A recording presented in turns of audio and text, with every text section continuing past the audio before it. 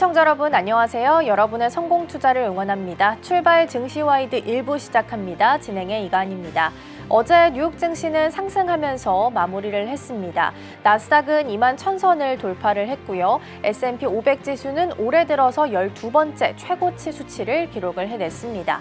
장중에는 EU와 무역 합의에 거의 도달했다라는 파이낸셜 타임스의 보도가 있었습니다. 덕분에 지수 상승에 추가 동력이 되어주는 모습도 나타났고요. 8월 1일 관세 데드라인이 다가오게 되면서 한두 개 국가씩 이제 무역 합의에 대한 이야기들도 속속들이 나오고 있습니다. 불확실성 해소 측면에서 증시 상승으로 이어질 수 있을지 함께 체크해 보도록 하겠습니다. 자, 그럼 이어서 오늘 저희가 준비한 코너 소개해 드리도록 하겠습니다. 오늘 첫 번째 코너로는 빅애플 스탁 준비되어 있습니다. 스페이스X가 투자자들에게 머스크의 정치 복귀에 대해서 시사를 했다고 하는데요. 이전에도 정치에 참여하게 되면서 테슬라의 주가가 크게 출렁인 바가 있었죠. 관련된 내용은 잠시 후에 자세하게 살펴보도록 하겠고요. 두 번째로는 넥스트 트레이딩 준비되어 있습니다. 작년에 미국에서 냉동 김밥이 유행을 했었는데요. 올해는 중국에서 관심을 좀 갖고 있다고 합니다. 작년에는 우양이라는 종목이 먼저 출발을 했다면 어제 풀무원이라는 종목이 시작점을 좀 쏘아 올렸는데요. 애프터마켓에서의 움직임 잠시 후에 확인해 보도록 하겠습니다. 자, 그럼 출발 증시와이드 1부 본격적으로 시작해 보도록 하겠습니다.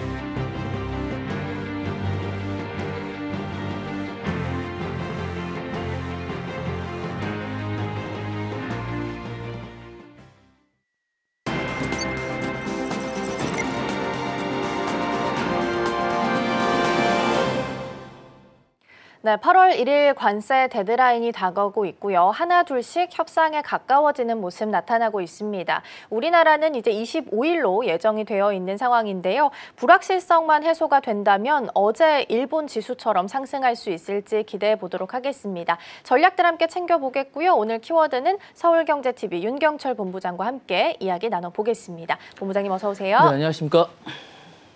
네, 오늘도 키워드들 준비되어 있고요. 전략들 함께 세워보겠습니다. 먼저 오늘의 첫 번째 키워드 화면을 통해서 함께 만나보시죠. 네, 오늘의 첫 번째 키워드입니다. 머스크 다시 정치 일선으로입니다. 스페이스X가 투자자들에게 머스크의 정치 복귀 가능성을 시사했다고 합니다. 이전에도 정치에 참여하면서 테슬라의 주가가 크게 출렁인 바가 있어서 투자자들 입장에서는 놀란 가슴일 수밖에 없을 것 같아요. 어떤 내용일까요? 블룸버그가 자체 입수한 어쨌든 스페이스X 내부 문건에 이제 관한 내용이 이제 밝혀지면서 이런 내용이 나왔습니다. 어떤 내용이냐면 이제 스페이스X가 요즘 돈을 끌어모으고 있는 중인데 그 과정에서 투자자들에게 문서 하나를 보여줬습니다. 그 내부 문서가 이번에 이제 공개된 것입니다. 그 문서에 따른 뭐라고 적혀 있었냐면 머스크가 앞으로 정부 쪽 일을 할 가능성이 있다. 라고 적혀 있었습니다. 그러면서 그러다 보니까 정부 쪽 일이나 정치 관련된 일을 하다 보니까 많은 시간을 이쪽에 다시 한 번 더 쓸 수 있다. 그러다 보면 어차피 이제 우리 쪽 일을 하다 보면 기업 일을 못 할 수 있다라고 이제 경고를 한 것이죠. 그러다 보니까 머스크가 정치에 다시 나가면 스페이스X 일에 어쨌든 못할 수 있다라고 이제 뜻을 얘기한 것입니다. 회사 운영에 이를 영향이 생길 수 있다라고 경고를 한 것이죠. 그러다 보니까 머스크는 예전에 트럼프 정부에서 이제 일한 적이 있었어요. 그래서 자기 정당을 만든 적도 있다라고 이야기하면서 정치 복귀설이 점점 더 진짜처럼 들리는 상황이 된 것이다 보니까 여기에 대해서 이제 경고를 한 거고, 머스크가 정치를 하게 나가게 되면 이 부분에 대해서 경고를 하고 이 부분을 염두에 두고 투자를 하라라고 이야기를 한 것입니다. 나중에 투자자들이 뭐라고 하지 않으려고 이렇게 만든 게 아닌가라고 생각이 들고, 이 부분에 대해서 우리는 미리 말했으니까 지금 적어둔 거야라고 이야기한 게 아닌가라고 생각이 들고, 정말 그럴 가능성이 있을 것인가라는 생각이 듭니다. 진짜로 이제 그럴 가능성이 있다라고 염두에 둔 것이고, 예전에도 트럼프가 정부에서 일한 적이 있고 이번에도 정부에 나갈 가능성, 그리고 정치를 할 가능성이 충분히 있다라고 얘기를 합니다. 그래서 이 보고서는 아마 이제 투자자들에게 솔직하게 보여주려고 만든 게 아닌가라는 것이 이제 외부로 노출됐다라는 생각이 좀 들고요.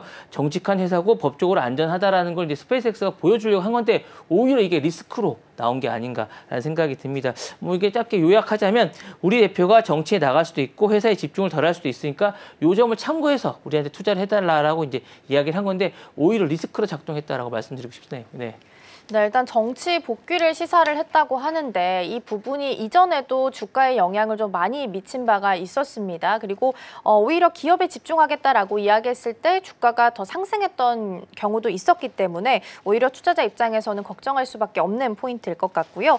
머스크가 진지하게 정치 복귀를 좀 시사하고 있는 상황인데 대외적으로 알리고자 하는 의도는 어떤 의도가 좀 숨어 있다라고 볼 수 있을까요? 맞습니다. 이 보고서 상당히 좀 중요한 의미가 있고 뭘 알리고 했냐는 생각이 좀 드는데, 회사도 머스크의 정치 복귀를 진지하게 걱정하고 있다라는 걸 알리고 싶은 게 아닌가라는 생각이 듭니다. 그러니까 우리도 걱정이라는 거죠. 사실은 CEO고 영향력이 큰 CEO고 그렇기 때문에 뭐라고 얘기는 못하지만 우리도 걱정스럽습니다. 그러니까 여러분들도 이 부분에 대해서 우리에게 걱정스러운 걸 같이 힘을 좀 봉참해 주세요라는 게 아마 그런 뜻이 좀 담겨 있는 게 아닐까라는 생각이 좀 들어요. 그래서 투자자들도 불안해질 수 있어요라고 이제 이야기하는 게 아닌가라는 생각이 들고, 이건 아마 이런 영향이 좀 있을 것 같아요. 머스크가 정치하러 나간다고 주식을 팔고 나갈 수 있어요라고 이제 같이 하락이 될 수 있으니까 이런 것들을 머스크 CEO한테 당신 투자자들이 좀 알려달라는 이야기 좀 있을 것 같고요. 정말 정치로 나가면 더 심해질 수도 있다. 왜냐하면 정치한다고 했을 때 주가가 계속 떨어졌거든요. 그리고 이제 두 가지가 주가가 떨어진 경우가 많습니다. 그러니까 지금 트럼프 정부하고 사이가 나빠졌을 때,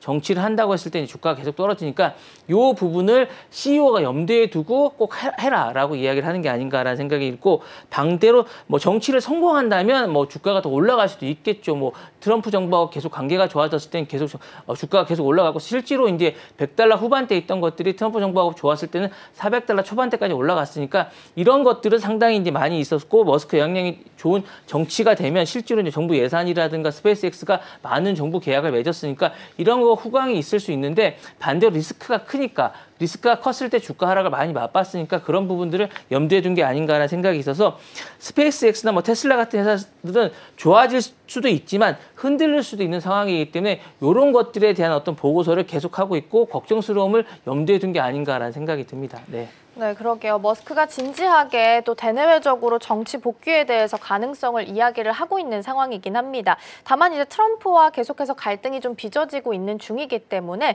실제 현실 가능성이 있을지는 조금 더 뉴스 체크해 보셔야겠습니다. 자, 첫 번째 키워드 마무리하고요. 두 번째로 넘어가 보시죠. 네, 두 번째 키워드입니다. 애플 EU의 굴복입니다.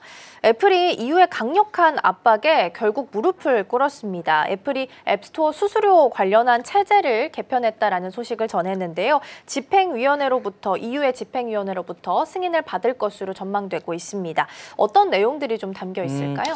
애플이 뭐 EU에 이제 무릎을 꿇은 건 이번 처음이 아닙니다. 사실 뭐 이제 여러분 이제 요즘 쓰시고 계신 충전기 같은 경우도 라이트닝이었는데 이제 CPU로 바꾼 경우도 있고 뭐 그렇기 때문에 처음은 아닌데, 이게 어떤 일이냐면 앱스토어 수수료가 사실상 상당히 비쌌어요. 앱으로 만들고 이제 이 부분에 올리면서 사용자가 결제할 때 애플이 사실은 30% 가까이 떼갔습니다. 여러분 이제 앱스토어 쓰실 때 보통 이제 특히 애플이나 이런 걸 쓰실 때 PC로 결제할 때랑 애플을 결제할 때 상당히 수수료가 다릅니다. 왜냐하면 수수료로 떼가기 때문에 이 앱을 쓰실 때 상당히 높다라는 걸 명심하셔서 결제하시는 것도 염두에 주셔야 되는데, 이게 상당히 비쌌기 때문에 EU가 이 부분에 대해서 애플한테 벌금을 매기겠다라고 이야기를 했습니다. 너무 수수료를 많이 받아가기 때문에 앱 밖에서는 싸게 파는 것을 너네가 받고 있는 거 아니냐. 실제로 이렇게 싸게 팔고 있습니다. 그래서 이 부분에 대해서 너네가 너무 무리하게 많은 것들을 떼가고 있고 이거 과도하다라고 이야기를 하고 있고요. 그래서 5억 유로, 우리나라 단으로 7,800억 원 정도를 벌금으로 이제 매겼습니다. 이 부분을 이렇게 하니까 이유가 이렇게 이야기하고 있으니까 애플이 60일 안에 고치지 않으면 매일매일 또 5천만 유로로 어쨌든 추가 과세를 하겠다라고 이야기를 했습니다. 이걸 이제 매기겠다고 했더니 어쨌든 애플이 그러면 안 되지. 우리가 돈을 내면 안 되겠다라고 생각을 갑자기 한 겁니다. 그러니까 결제하면서 수수료를 기본 수수료를 20%를 낮췄고요. 소규모 개발자에는 또 더 낮춰줬습니다. 13%까지 할인해주겠다고 이제 이야기를 했고요.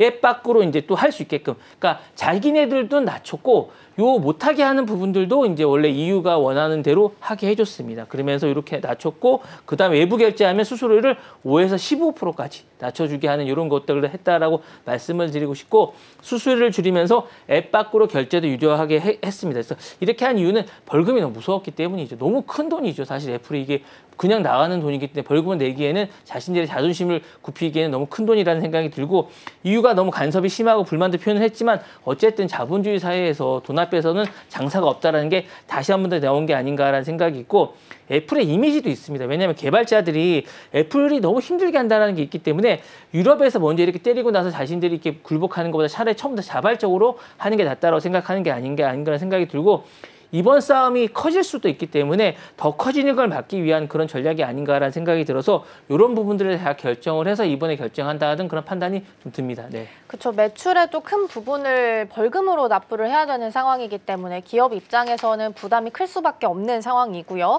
그러면서 이번에는 앱스토어 수수료 체제를 좀 개편했다라는 소식을 전하게 됐습니다. 그러면 앞으로는 유럽 안에서의 그 앱스토어 정책을 유지하는 방향성도 좀 중요할 것 같거든요. 다양하게 좀 많이 바뀔 것 같습니다. 물론 이제 애플 자체도 많이 바뀔 수 있을까? 빅테크 영향도 좀 있을 것 같은데 일단 애플 내부에 미칠 영향을 좀 보실 수 있을 것 같아요. 더 이상 예전처럼 못할 수밖에 없다라는 생각이 좀 듭니다. 왜냐하면 앱 생태계 전체가 약간 모델이 흔들릴 수밖에 없지 않을까라는 생각이 좀 듭니다. 왜냐하면 애플에 대한 수수료 자체가 이제 서비스 매출이 상당히 큰 수입원이었는데 이거 자체가 일단 바뀌게 됐죠. 그러면 이제 그 나머지 이유가 수수료를 낮추게 되면 나머지 부분도 많이 수수료를 깎자고 할 수 있기 때문에 애플의 전체 수수료에 대한 구조를 다시 설계해야 될 상황이 놓이게 되기 때문에 이 부분도 어쩔 수 없이 낮추게 되게 됩니다. 그래서 이 부분도 그렇게 될 거고요. 다른 서비스도 아마 규제 대상이 될 가능성이 상당히 높습니다. 뭐 아이클라우드라든가 애플의 뭐 플레이페이라든가 사파리의 어떤 쉬리라든가 이런 것도 서비스가 상당히 높은데 애플은 최근에 뭐 애플을 판매하는 것도 좋지만 구독이나 이런 것들이 상당히 높은 서비스를 하게 됩니다. 이런 서비스들도 아마 손을 보게 되지 않을까라는 생각이 들고 이런 것들은 독점적인 구조이기 때문에 이런 것들도 아마 이후에 다른 규제 기관들이 이제 앱스토어를 뜯어 고쳤으니까 다음도 이런 것들도 손을 보겠다고 하기 때문에 이런 것들도 규제 대상이 될 가능성도 높고 이런 것들도 아마 손을 보게 될 가능성이 큽니다. 그렇기 때문에 애플이 그동안은 통제력이 상당히 강화됐는데 이제는 이런 부분들이 아마 자유롭게 되지 않을까라는 생각이 들고 앱 개발자들이 그동안 사실은 이 이유라든가 소비자들 못지않게 앱 개발자들이 상당히 힘들었는데 이 앱 개발자들도 좀 편하게 되지 않을까라는 생각이 들어서 애플이 이런 컨트롤을 할 수 있는 영향력들이 점점 더 흔들리지 않을까라는 판단이 듭니다. 더불어서 다른 빅테크들도 영향을 받게 될 것 같습니다. 그러니까 애플이 있으면 상대방이 또 누가 있습니까? 안드로이드가 있지 않습니까? 그러면 구글도 상당히 영향을 받게 될 것 같고요. 메타의 이제 페이스북이나 인스타들도 아마 인앱에 대한 이런 광고가 있는데 이 부분도 영향을 받을 가능성이 상당히 높다라고 말씀드리고 싶습니다. 네, EU와 디지털 시장법과 관련된 키워드 살펴봤고요. 이어서 세 번째 키워드 넘어가 보겠습니다. 네, 다음 키워드입니다. XAI, 돈 먹는 하마 보도록 하겠습니다. 어제 이제 장중에 나왔던 소식들 좀 추가로 살펴볼 텐데요. 테슬라 CEO가 데이터 센터 구축에 열을 올리게 되면서 그에 필요한 자금 조달에 나서고 있다라는 기사가 보도가 됐습니다. AI 칩을 구매하기 위해서 추가로 120억 달러, 우리 돈으로 16조 원 정도, 16조 정도 되는 돈을 조달을 추진 중이다라는 소식이 전해지기도 했었는데요. 어떤 내용들 좀 살펴볼까요? 일단은 XAI가 돈 먹는 하마인 이유는 혹시 그록 쓰세요? 아니요, 저는 사용은 안 해서요. 안 쓰잖아요. 네. 많은 사람들이 안 쓰기 때문입니다. 많이 안 쓰니까 이제 그런데 돈을 너무 많이 계속 들어가게 될 수밖에 없다라는 생각이 드는 거고요. 사용자가 많지 않기 때문이라는 생각이 좀 듭니다. 그러니까 머스크가 만든 XAI라는 게 XAI인데 X를 쓰는 사람도 그렇게 많지가 않습니다. 그래서 제가 볼 때 암호화폐 정도 쓰는 분들이 많이 쓰는 것 같은데 챗 GPT처럼 이제 머스크라는 CEO가 이제 천재이긴 하지만 챗 GPT처럼 그록이라는 AI 챗봇을 만들었고 이제 이 부분에 대해서 올인을 하고 있습니다. 이게 요즘에 대세기 때문에 방향성을 잘 잡은 것 같아요. 근데 어쨌든 AI를 하려면 뭐가 필요할까요? 일단은 AI GPU가 많이 필요하죠. 그다음에 요걸 넣을 수 있는 어쨌든 그릇이 필요합니다. 그러니까 소프트웨어가 있는데 요 소프트웨어를 어쨌든 칩이나 이런 것들을 담을 그릇이 필요한데 그럼 데이터 센터를 또 지어야 되잖아. 이 전부 다 이게 다 돈입니다. 너무 돈 먹는 하마예요, 전부 다. 이게 둘 다 필요한데 요거 어쨌든 지어야 되기 때문에 요 두 개가 정말 핵심인데 이 두 개가 돈을 너무 많이 먹습니다. 그러니까 돈을 모아야 돼요. 그래서 올해만 이제 돈을 모은 걸 세보니까 이미 50억 달러, 7조 원을 대출 받았어요. 모건 스탠리로부터. 이게 뭐 돈을 어쨌든 뭐 여러 가지 뭐 모았다고 하지만 돈을 대출 받은 거예요. 그러니까 돈을 빌렸어요. 50억 달러를 빌렸어요. 모건 스탠리에서. 그것도 모자라서 돈을 더 태워야 돼요. 그래서 스페이스X가 원래 30억 달러를 갖고 있던 것 중에서 야 그냥 20억 달러 좀 빌려줘 해가지고 약간 20억 달러 또 빌렸어요. 약간 이게 우리나라 달러로 2.5조 원이에요. 또 빌렸고 이번에 또 모자라요. 그래서 120억 달러를 또 추가로 빌리려고 해요. 이제 어디서 빌릴지 모르겠습니다. 그래서 요 빌려고 하겠다는 게 최근에 이제 기사가 나온 건데, 그러니까 총 이제 200억 달러 이상이 필요로 한 겁니다. 지금 올해만. 그러니까 또 더 들어가 얼마 들어갈까? 총 28조가 필요한 겁니다. 엄청난 돈이죠. 뭐 저 이렇게 어느 정도의 돈이 되는지 잘 모르겠습니다. 엄청난 돈이라고 생각하는데, 그러니까 머스크는 이 돈을 뭘 하려고 하느냐? 일단 뭐 GPU랑 이제 그 데이터 센터를 하는 건데.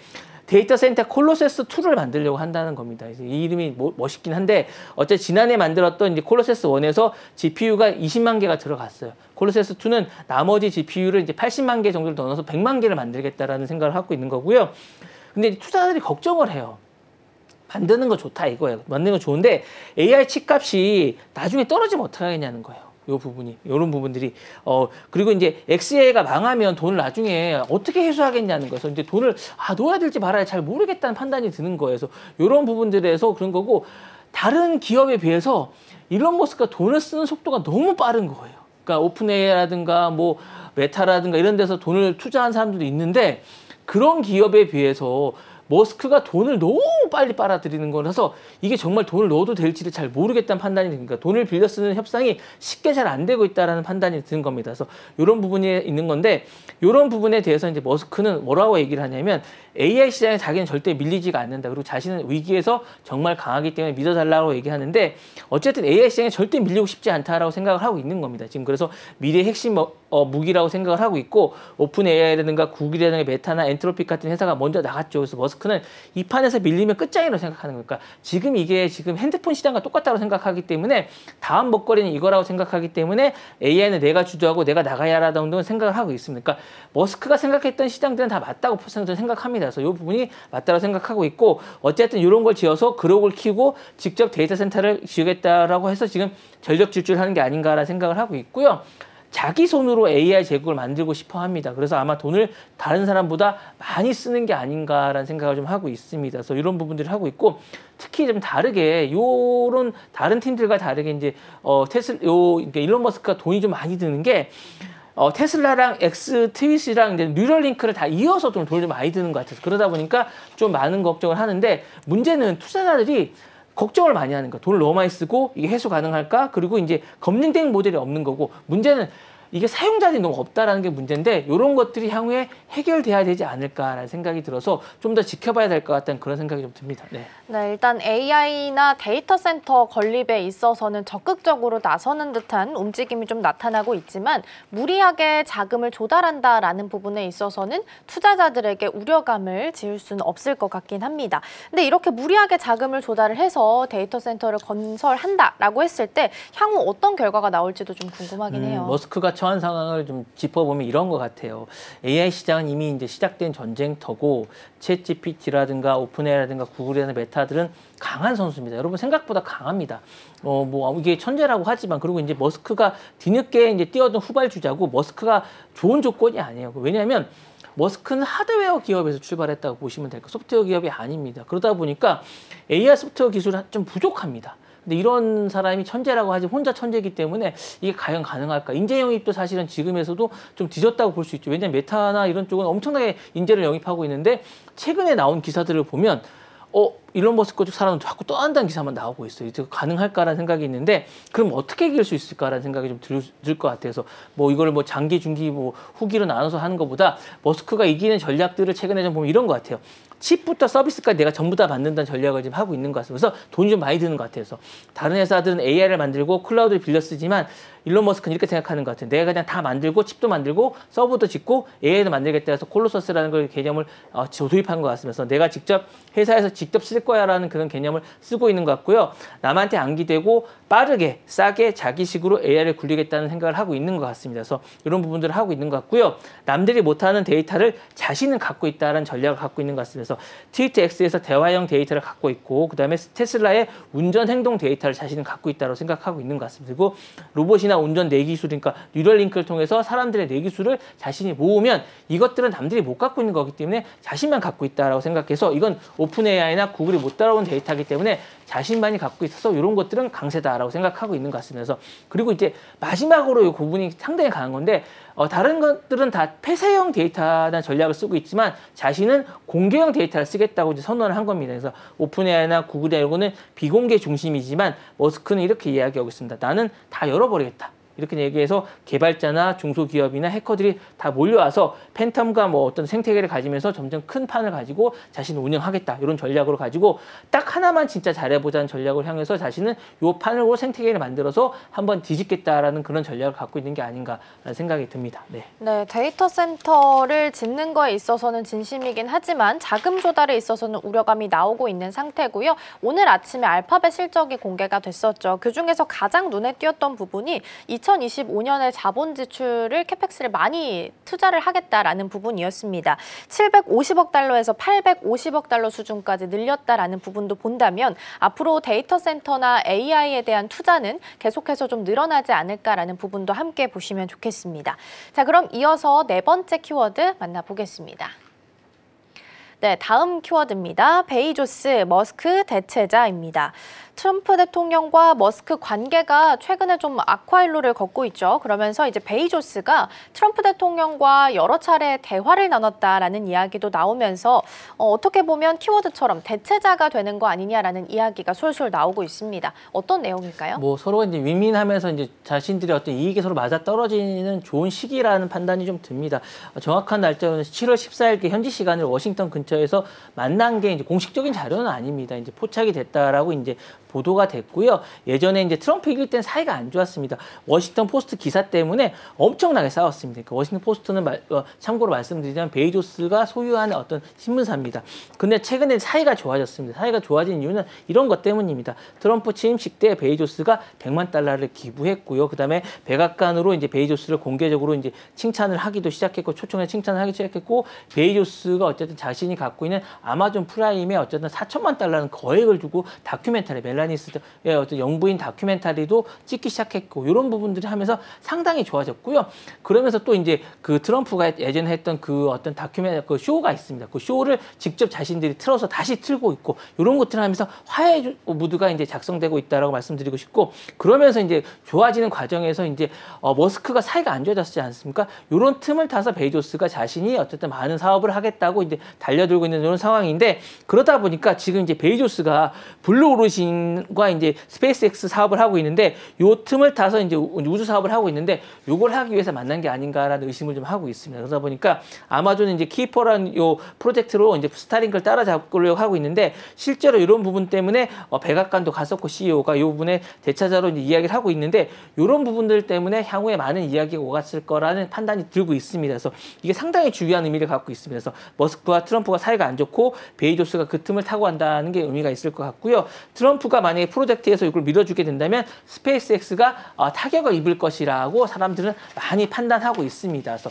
이렇게 생각이 들고 있고 두 사람은 그럼 왜 만났을까라는 생각이 드는데 아마 트럼프 대통령은 베이조스가 충분히 머스크를 대체할 수 있다라고 판단하는 얘기가 됐을 것 같고 그럼 이제 두 분이 만나고 나서 이렇게 됩니다. 그래서 어떤 이야기가 오갔냐라고는 이제 이야기가 나온 건 없습니다. 근데 아마 이런 얘기가 오가지 않았을까라는 생각이 듭니다. 우주산업에 관한 이야기를 했을 것 같고 AI에 대한 어떤 이야기도 상당히 오갔다라는 판단이 듭니다. 왜냐하면 AWS가 클라우드 쪽에서는 가장 발달된 그런 그거기 때문에 아마존은 아마 AI에 대한 클라우드 이야기를 했을 거라는 생각이 들고요. 미국 정보 시스템에 대한 도움을 줄 수 있을 거라는 이야기도 했을 것 같고 아마 과거에 대한 갈등도 이제 풀자라고 이야기를 하면서 향후에 대한 이야기도 하면서 이제 이런 얘기를 해서 최근에 이제 정부 사업에 대해서 이제 이제 그 스페이스X를 띄어내지 못한다라고 제가 말씀을 드렸잖아요. 이 부분을 아마 블루 오리진이 해줄 수 있냐라는 이야기를 한번 하지 않았을까라는 얘기가 들면서 서로 손잡고 앞으로 나가자라고 이야기를 하지 않았을까라는 생각이 듭니다. 네. 네, 그렇게 본다면 베이조스는 현재 어부지리 상태로 여러 가지를 좀 얻을 수 있을 것으로 보이고요. 특히나 스페이스X의 자리를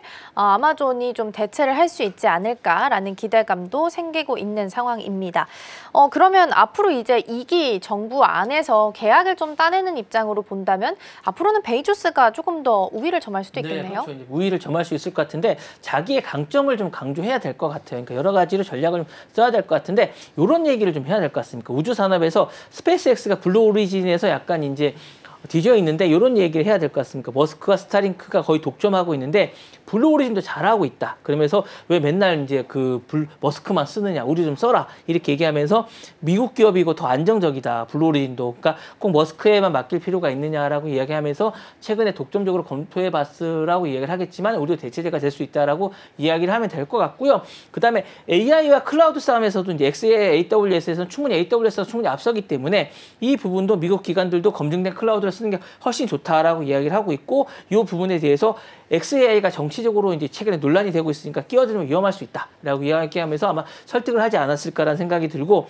머스크와 이제 트럼프 대통령 사이가 지금 안 좋기 때문에 이 빈틈을 아마 파고들지 않을까라는 생각이 들면서 이럴 땐 조용히 대안카드로 자신이 역할을 해줄 수 있다라고 이야기하지 않았을까라고 저는 그냥 판단이 됩니다. 더불어서 물류와 경제에 대한 아젠다에 대한 부합에 대한 이야기도 하지 않았을까라는 생각이 하고 특히 아마존은 크게 일자리 창출에 아마 큰 역할을 하고 있습니다. 그러다 보니까 미국 제조업에서 강하죠. 이 부분에 대해서 아마존은 창고라든가 뭐 배송이라든가 로봇에 관해서 자동화해서 미국의 내조에서 일자리를 많이 창조하고 있습니다. 이런 부분에 대해서 자신들이 많이 창조하기 때문에 내년 중간 선거를 강조했을 때 자신들을 파트너로 하게 되면 이런 부분에서 조용한 파트너 그리고 이제 이야기에 대해서 시끄럽게 하지 않는다는 거죠. 베이조스는 그런 부분에서 자신을 파트너로 하실 경우에 중간 선거라든가 일자리 창출 그리고 많은 이익을 창출할 수 있다는 걸 강조하지 않았을까라는 생각이 들면서 파트너로서 대체자로서 아마 역할을 할 수 있다라고 강조할 수 있을 것 같은 그런 생각이 듭니다.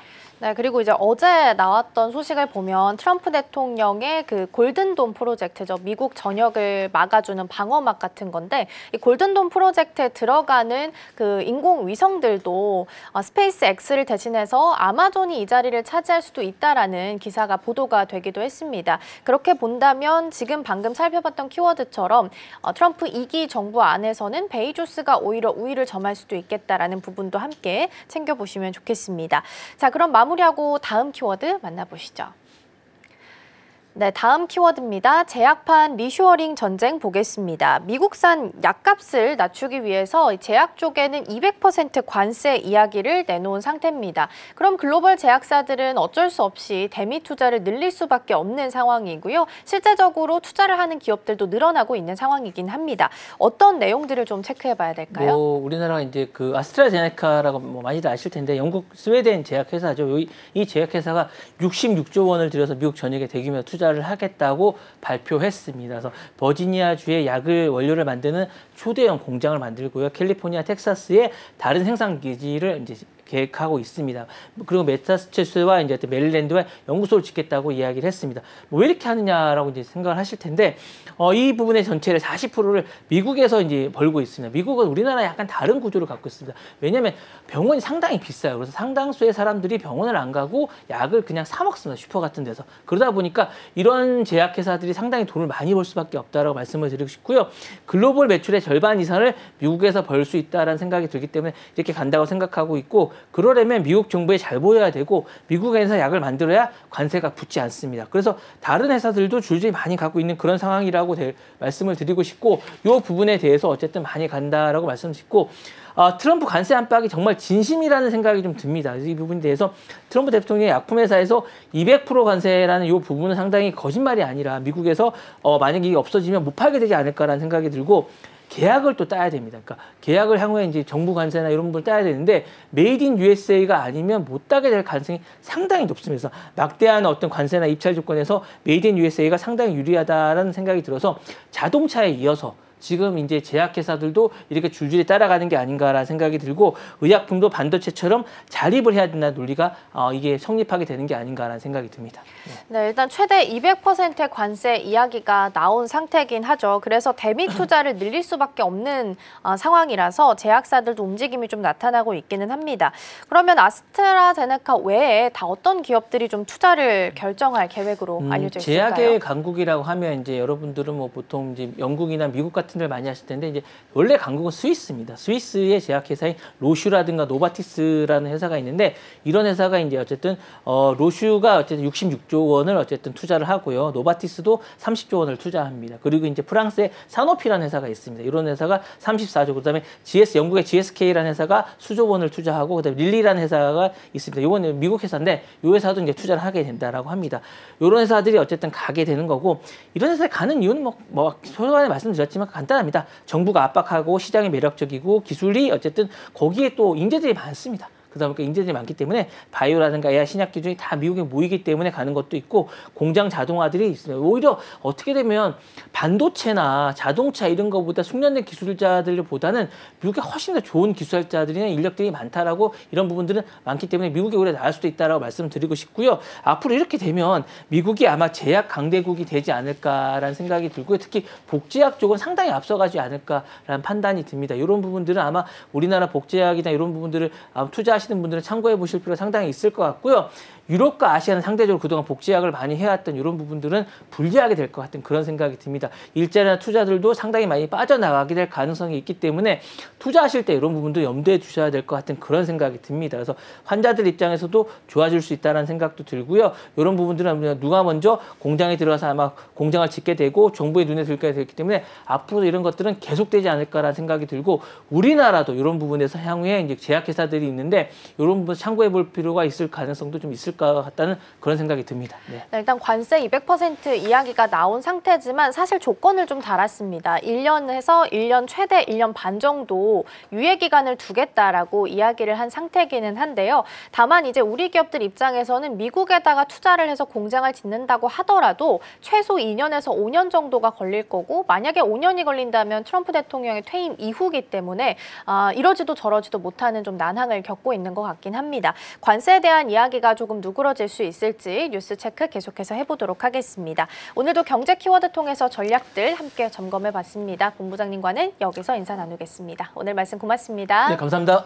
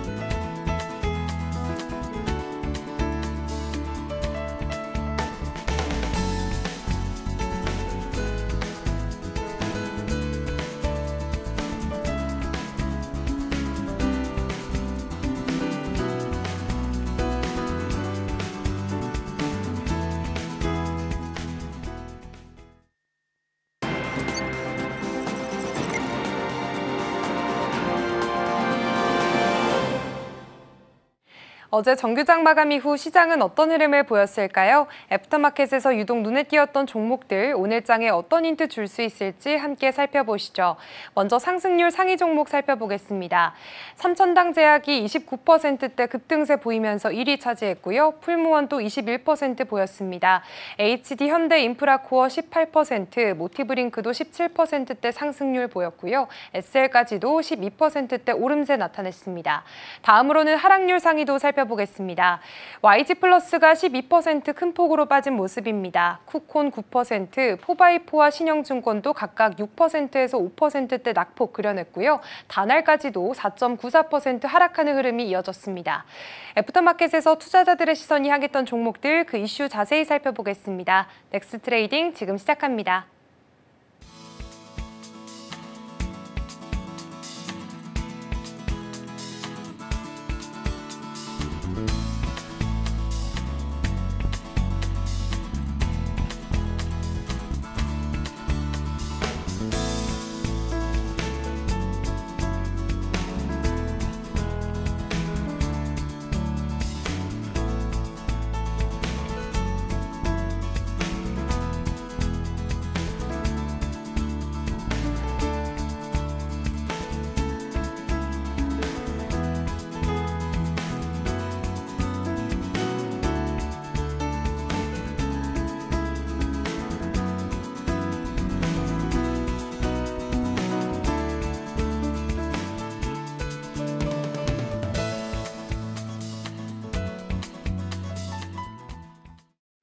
네, 넥스트 트레이딩으로 이어가 보도록 하겠습니다. 첫 번째 종목부터 살펴볼 거고요. 삼천당 제약입니다.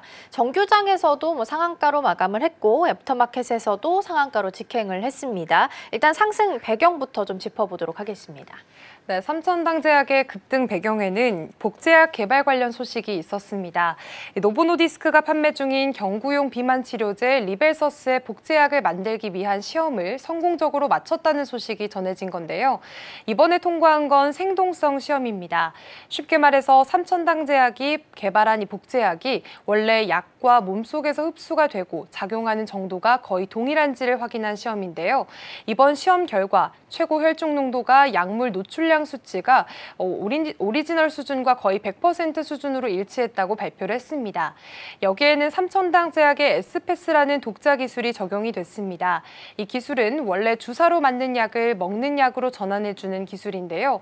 노보노디스크는 스낵이라는 성분을 활용했지만 삼천당은 전혀 다른 물질을 사용해서 오리지널의 특허를 피해갔다는 평가가 나오고 있습니다. 그러게요. 일단 어제 굉장히 관심을 좀 많이 받은 상태기는 합니다. 삼천당 제약이 경구용 GLP-1 제네릭 제품을 내놓은 거고 노보노디스크의 리벨서스와 거의 효능이 동일하게 100% 동일하다라는 수치가 보도가 된 겁니다. 일단 삼천당 제약 입장에서도 어떤 기대를 좀 걸고 있는지 미래 시장에 대한 기대감도 좀 궁금하거든요. 네, 우선 크게 두 가지 이유로 시장에서 좀 반응이 나왔습니다. 먼저 상업화 기대감인데요. 리벨서스는 이미 미국 FDA 승인을 받은 당뇨병 치료제고요. 같은 성분인 세마글루타이드가 비만 치료제 위고비에도 쓰이고 있는 만큼 삼천당 제약의 복제약도 당뇨는 물론 비만 적응증 확대 가능성이 열려 있는 상황입니다. 특히 GLP-1 계열 치료제 시장은 빠르게 성장 중에 있습니다. 글로벌 시장 규모가 2023년 약 41조 원에서 2030년까지 172조 원까지 커질 거라는 전망도 나오고 있습니다. 삼천당 제약은 내년엔 당뇨 적응증, 2027년에는 비만 적응증 허가를 목표로 개발을 이어가고 있습니다. 또 두 번째는 생산 원가 절감 효과인데요. 기존 약보다 원가가 최대 70분의 1 수준까지 줄어들 수 있다는 게 회사의 설명입니다. 이 스낵보다 더 저렴한 물질을 쓴 데다가 원료의 대량 생산 체계도 이미 구축한 상태고요. 이런 가격 경쟁력은 선진국뿐만 아니라 개발도상국 진출에도 유리한 요소로 평가가 되고 있습니다. 결국 이번 시험 통과는 기술력뿐만 아니라 수익성까지 입증한 계기로 해석이 되면서 어제 강한 매수세가 몰렸습니다. 네, 노보노디스크가 가지고 있는 리벨서스에 대한 특허가 26년에 만료가 되는 상태입니다. 그렇기 때문에 제네릭 약에 대한 출시 기대감이 내년부터 가능할 것으로 보이면서 기대감이 높아졌고요. 일단은 인도랑 브라질 시장을 먼저 공략할 것으로 보입니다. 이 시장이 당뇨병 환자가 많이 늘어나고 있어서 최대 좀 환자가 많이 늘어나면서 수입도 많이 좀 늘어날 수 있을 것으로 기대가 되고 있는 상태고요. 경구용으로 바뀌었기 때문에 제2의 알테오젠으로 이름을 좀 올리고 있는 있는 상황입니다. 오늘도 추가적인 상승세가 계속해서 나타나고 있긴 하네요. 지금 프리마켓인데 벌써 1.4% 상승하면서 21만 6,500원 선 지나가고 있다는 부분 챙겨드립니다. 자, 그럼 이어서 두 번째 종목 넘어가 보겠습니다. 풀무원 살펴볼 거고요. 작년에는 이 냉동김밥이 미국에서 유행을 했었는데 올해는 중국에서 주목을 좀 받고 있는 상황입니다. 애프터마켓에서 21% 넘는 급등세를 시현을 했습니다. 자세한 내용 살펴보겠습니다. 네, 말씀해주신 것처럼 풀무원 주가가 급등했던 이유로는 중국에서 냉동김밥이 히트를 쳤기 때문입니다.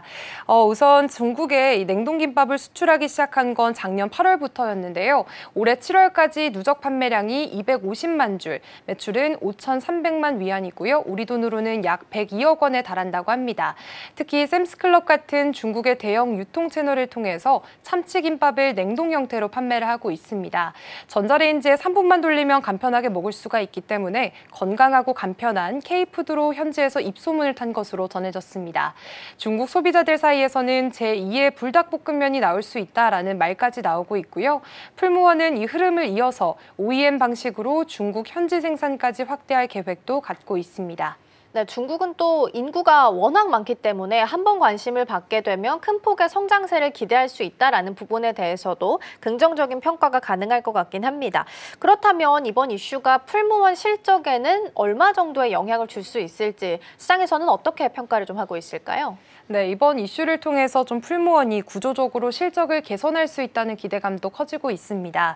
실제로 냉동김밥뿐만 아니라 상온 파스타 등 다른 가공식품도 중국에서 꾸준히 판매 호조를 보이고 있고요.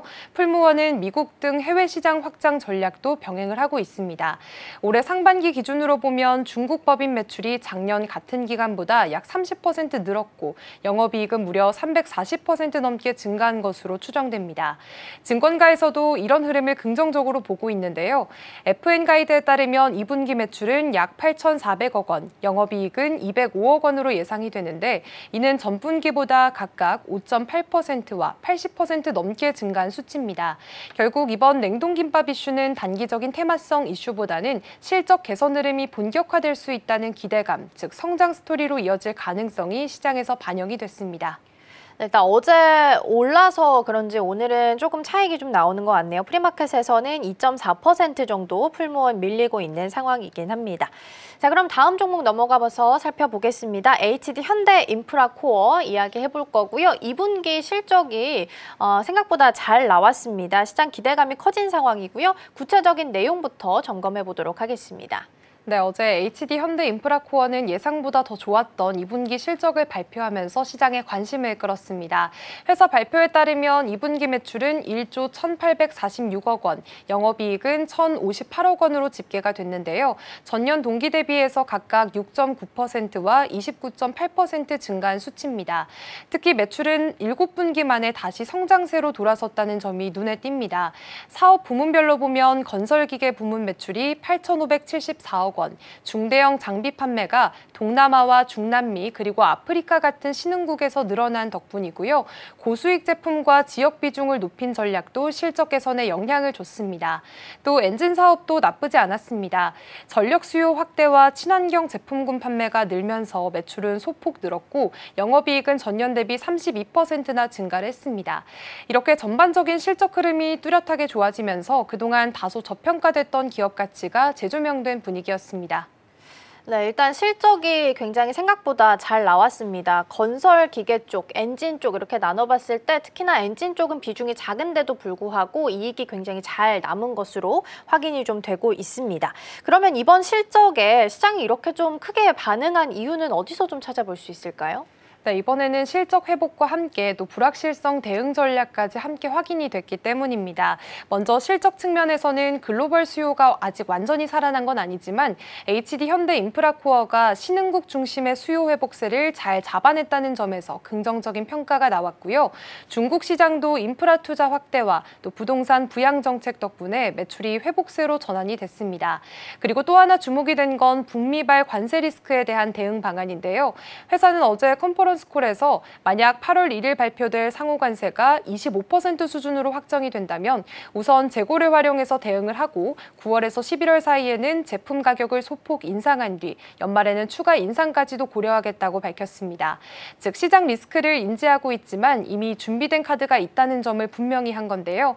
이런 선제적이고 구체적인 대응 전략이 시장에서는 안정적으로 받아들여진 것으로 보입니다. 결과적으로 어제 주가 급등은 실적 반등 신호와 또 대응력 모두를 확인한 데 따른 투자 심리 회복이라고 볼 수가 있겠습니다. 네, 안 그래도 투자자들은 관세 때문에 걱정을 하고 있었을 텐데 준비가 잘 되어 있다라는 부분을 공개를 해주면서 오히려 좀 안심시켜주는 움직임이 좀 나타났던 것 같고요. 현대 인프라코어 같은 경우에는 1월 1일자로 HD 현대건설기계와의 합병이 예정되어 있습니다. 12월 29일부터 거래 정지가 예상이 좀 되고 있는 상황이고요. HD 현대인프라코어는 오늘 추가적인 상승 이어갑니다. 4.3% 상승불 현재 프리마켓에서 켜져 있습니다. 자, 그럼 다음으로는 하락한 종목들도 살펴보겠습니다. 먼저 NC소프트고요. 애프터마켓에서 3% 넘게 떨어졌습니다. 하락한 배경은 어디 있을까요? 네, 어제는 NC소프트를 포함해서 게임주 전반이 좀 약세를 보였습니다. 무엇보다 2분기 실적에 대한 기대감이 낮아진 게 주된 원인으로 꼽히고 있는데요. NC소프트뿐만 아니라 넷마블, 펄어비스, 위메이드처럼 다른 주요 게임사들도 동반 약세를 나타낸 하루였습니다. FN가이드에 따르면 국내 주요 게임사들의 2분기 실적은 전반적으로 전년보다 줄어들 것으로 예상이 되고 있습니다. 상반기 내내 눈에 띄는 신작 출시가 거의 없었고 기존 게임에서의 매출도 크게 늘지 않은 상황인데요. NC소프트의 경우에는 리니지 M, 리니지 2M, 그리고 리니지 W 같은 주요 타이틀의 매출이 전분기와 비슷하거나 혹은 소폭 감소한 걸로 보입니다. 또 2분기 영업이익도 60억 원대 수준으로 상당히 낮게 추정이 되고 있습니다. 근데 이제 게임주 하면 가장 중요한 부분이 이제 신작이 언제 나올 것인가 이 부분일 텐데요. 하반기에는 분위기를 바꿀 만한 신작도 예정이 좀 되어 있다고 하던데 어떤 내용일까요? 네, 당장은 실적에 좀 부담이 될 만한 요인도 있긴 하지만 그래도 하반기로 갈수록 분위기를 반전시킬 수 있는 요인도 갖추고 있습니다. 무엇보다 가장 기대를 모으고 있는 건 아이온2 출시인데요. 오는 11월 정식 출시가 예정돼 있고요. 또 이미 6월 말에 진행된 포커스 그룹 테스트에서 그래픽이나 전투 시스템에 대한 반응이 상당히 긍정적이었습니다. 언리얼5 엔진 기반의 비주얼과 또 커스터마이징이나 전투 콘텐츠 완성도 측면에서도 호평이 나왔습니다. 하나투자증권도 최근 보고서에서 마케팅 강도는 앞으로 더 강해질 것이고 추가 상승 여력도 충분하다는 평가를 내놨습니다. 다만 신작 흥행이 실제 실적으로 이어지기까지는 약간의 시간차가 필요하다는 점도 시장은 인식을 하고 있는 상황이고요. 실제 매출 반영은 3분기 후반에서 또 4분기부터 본격화될 가능성이 크기 때문에 그 전까지는 주가 흐름이 좀 더 눈치 보기 장세를 이어갈 수 있다는 시각도 있습니다. 네, 일단 하반기에 신작에 대한 기대감이 있는 상황이고요. 또 게임주 같은 경우에는 오히려 하반기에 이벤트가 더 많죠. 뭐 게임스컴, 지스타, 도쿄게임즈 같은 이벤트들이 좀 있을 때마다 게임주가 한 번씩 올라와주는 경향이 좀 있기 때문에 한번 체크해 보시면 좋겠고요. NC소프트 오늘은 그래도 0.4% 정도 소폭이지만 상승불은 일단 켜져 있는 상황입니다. 자, 다음 종목 살펴보겠습니다. LG CNS고요. 이 종목은 최근에 좀 주목을 받았었는데 어제는 애프터마켓에서 2% 넘는 조정이 나왔습니다. 2분기 실적이 나쁘진 않았는데 반응은 조금 차가웠던 것 같아요. 어떤 이유 때문이었을까요? 네, 우선 LG CNS는 어제 2분기 실적을 발표했습니다. 내용을 살펴보면 매출은 1조 4,602억 원, 그리고 영업이익은 1,408억 원으로 전년 같은 기간보다 각각 0.7% 그리고 2.3% 증가한 소폭 개선된 실적을 내놨습니다. 특히 AI랑 클라우드 중심의 디지털 전환 사업이 실적을 이끌었고요. 이 부분만 8,724억 원, 전체 매출의 60% 이상을 차지했습니다. 금융 공공 분야에서 AI 전환 프로젝트 수주가 활발했고 또 경기도 교육청과 외교부 등 대형 공공 AI 플랫폼 사업도 따냈습니다. 또 클라우드 쪽에서는 국내외 데이터 센터 구축과 운영 사업이 본격화됐고요. 게임과 금융, 물류 등 다양한 업종에서 클라우드 전환 수요도 꾸준히 이어지고 있습니다. 그런데도 어제장에서 주가가 좀 빠졌던 이유는 실적 자체는 나쁘지 않았지만 기대보다는 다소 밋밋했다라는 평가 때문인데요.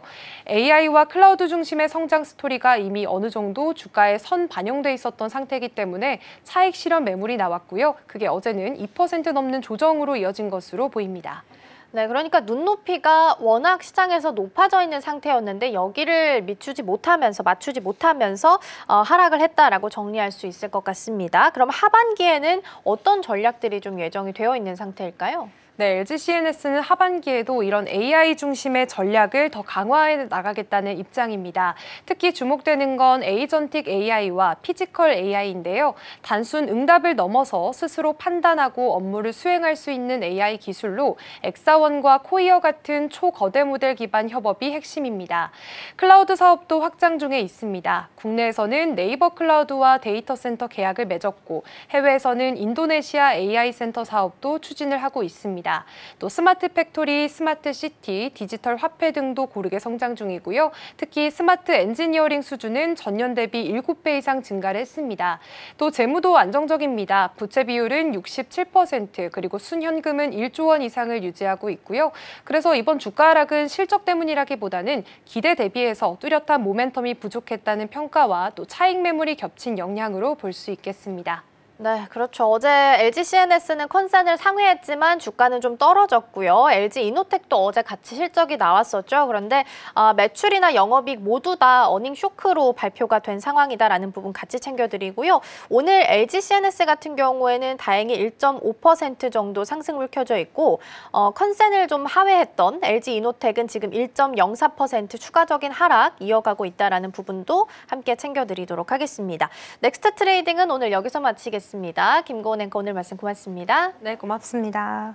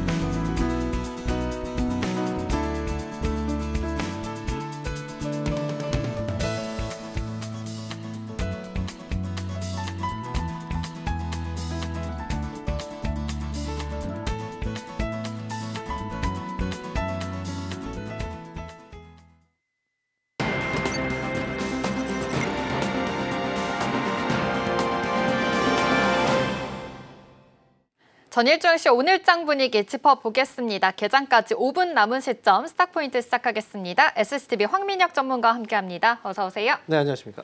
네, 일단 간밤 뉴욕 증시는 관세 협상에 대한 이슈로 인해서 혼조세를 보였습니다. 그래도 좋은 흐름을 보였다라는 점이 더 눈에 띄는데요. 일본과의 관세 협상에서 15% 관세율이 타결이 됐기 때문입니다. 관련해서 우리 증시도 어제 흐름이 좋았습니다. 관세에 대한 이제 기대감이 조금 더 깃든 것으로 확인이 됩니다.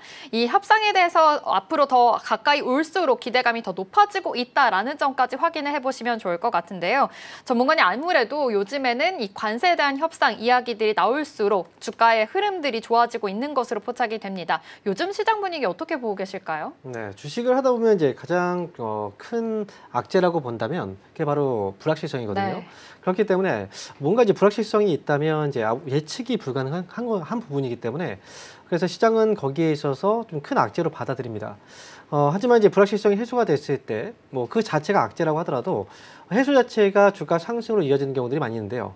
뭐 항상 이제 어떤 앞으로 놓여진 어떤 상황들에 대해서 최악의 상황이 이제 주가에 반영이 되기 때문에 그래요. 선반영 이후에 결국은 불확실성 해소로 주가가 또 올라가는 경우들이 많습니다. 최근 들어서 보면 이제 국내 증시가 많이 올라갔어요. 올라간 다음에 추가 상승이 더 있을 거라고 예상을 하고 있지만 그럼에도 불구하고 8월 1일을 기점으로 해서 이 관세 협상을 만약에 하지 않는다면 이 관세 25%의 관세를 그대로 이제 부과받을 수밖에 없죠. 하지만 그 전에 관세 협상은 할 거라고 지금 예상을 하고 있고요. 미국에서도 이제 한국하고 조만간 관세 협상이 있을 거라는 그런 이제 뉘앙스의 이야기도 있었습니다. 최근에 일본에서의 관세 관세 협상이 굉장히 좀 충격적이었어요. 네. 갑작스럽게 속보로 전해졌거든요. 왜냐하면 참여연 선거에서 이제 패배를 하고 나서 관세 협상이 지연될 수 있다라는 생각도 있었는데 결국은 이제 협상이 이제 타결이 됐고요. 그리고 이어서 이제 중국 쪽도 협상에 임박했다는 뉴스가 오늘 또 속보 나왔거든요. 점차 8월 1일 전에 각 나라와 주요국들과의 협상이 좀 임박하고 있고 그리고 협상에 난항을 겪을 줄 알았는데 오히려 좀 수월하게 잘 가고 있는 이런 분위기 기 때문에 국내 증시에도 역시 타결 기대감이 주가 상승으로 이어질 수 있다. 이렇게 보시면 좋을 것 같습니다. 어제 미국 증시를 본다면 S&P 기준으로는 신고가 또 이어졌고요. 국내 증시에도 역시 오늘 시초가 형성이 되는 부분으로 본다면 0.6% 올라서 출발할 거라고 예상이 되고 있어요. 중요한 건 이제 상승 아침에 출발 이후에 이 상승을 유지해서 끌고 갈 수 있느냐. 아침에 시초가 이후에 주가가 또 떨어져 버리면 음봉이죠. 네. 결국은 또 하락장의 분위기가 비슷합니다. 그래서 오늘 장은 이제 아침에 출발하는 것 자체가 중요한 게 아니고요. 출발 이후에 상승으로 즉 양봉으로 끝맺음을 해주는 게 중요하다. 이렇게 보시면 되겠습니다.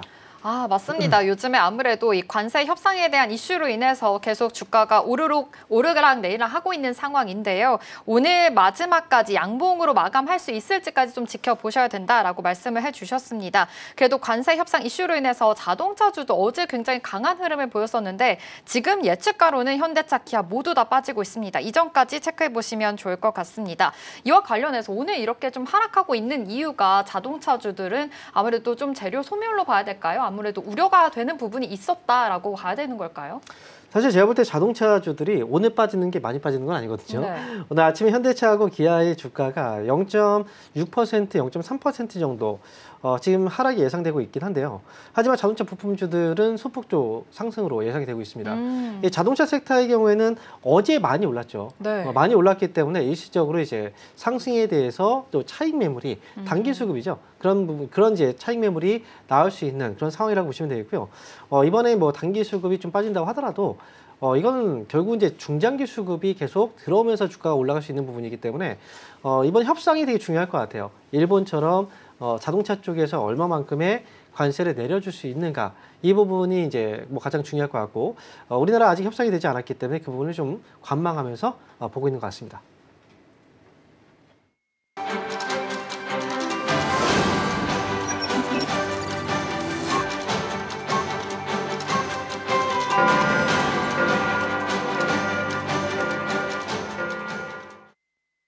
7월 24일 목요일 우리 시장 본격적으로 출발해 보도록 하겠습니다. 일단 간밤 뉴욕 증시는 3대 지수 상승으로 마감했습니다. S&P 500 지수 오늘도 사상 최고가를 경신했습니다. 역시나 관세 협상에 대해서 기대감이 있었던 것으로 깃드는데요. 어제 미국과 일본에서 관세 협상이 있었죠. 15%라고 타결이 됐습니다. 이와 관련해서 유럽연합에서도 관련된 그 관세율이 좀 같이 적용이 될 수 있을 것이다라는 기대감이 깃들었으니까요. 이전까지 확인을 해보시면 좋을 것 같습니다. 역시나 관세 협상 이슈로 인해서 어제 우리 증시도 좀 반등을 해주는 분위기였는데요. 오늘도 상승 출발하고 있습니다. 코스피, 코스닥 양시장 상승 출발하고 있습니다. 코스피 같은 경우에는 0.8% 상승하면서 3,209포인트 선 지나가고 있습니다. 3,200포인트 위에서 올라왔다라는 점까지 함께 체크해보시면 좋을 것 같습니다. 코스닥 같은 경우에는 0.44% 상승하고 있네요. 817포인트 선 지나가고 있습니다. 시가총액 상위 종목도 보겠습니다. 코스피 1위부터 5위입니다. 네, 삼성전자와 SK하이닉스, 오늘은 SK하이닉스가 위로 올라와주고 있습니다. 아침에 속보가 나왔죠. SK하이닉스의 실적이 발표가 됐는데요. 2분기 영업이익 분기 사상 최고를 기록했고요. 시장 전망치를 웃돌면서 오늘 좋은 흐름 보여지고 있습니다. 2.4% 강세 흐름으로 출발하고 있습니다. 삼성전자도 오늘 상승 출발하고 있습니다. 이전까지 함께 확인해 보시면 좋겠네요. LG 에너지솔루션도 오늘 1.9% 상승하고 있습니다. 아무래도 지금 2차 전지주들 관련해서 좀 반등을 해주고 있는 모습인데요. 배터리 탑재에 대한 기대감도 있으니까요. 함께 참고해 보시면 좋을 것 같고요.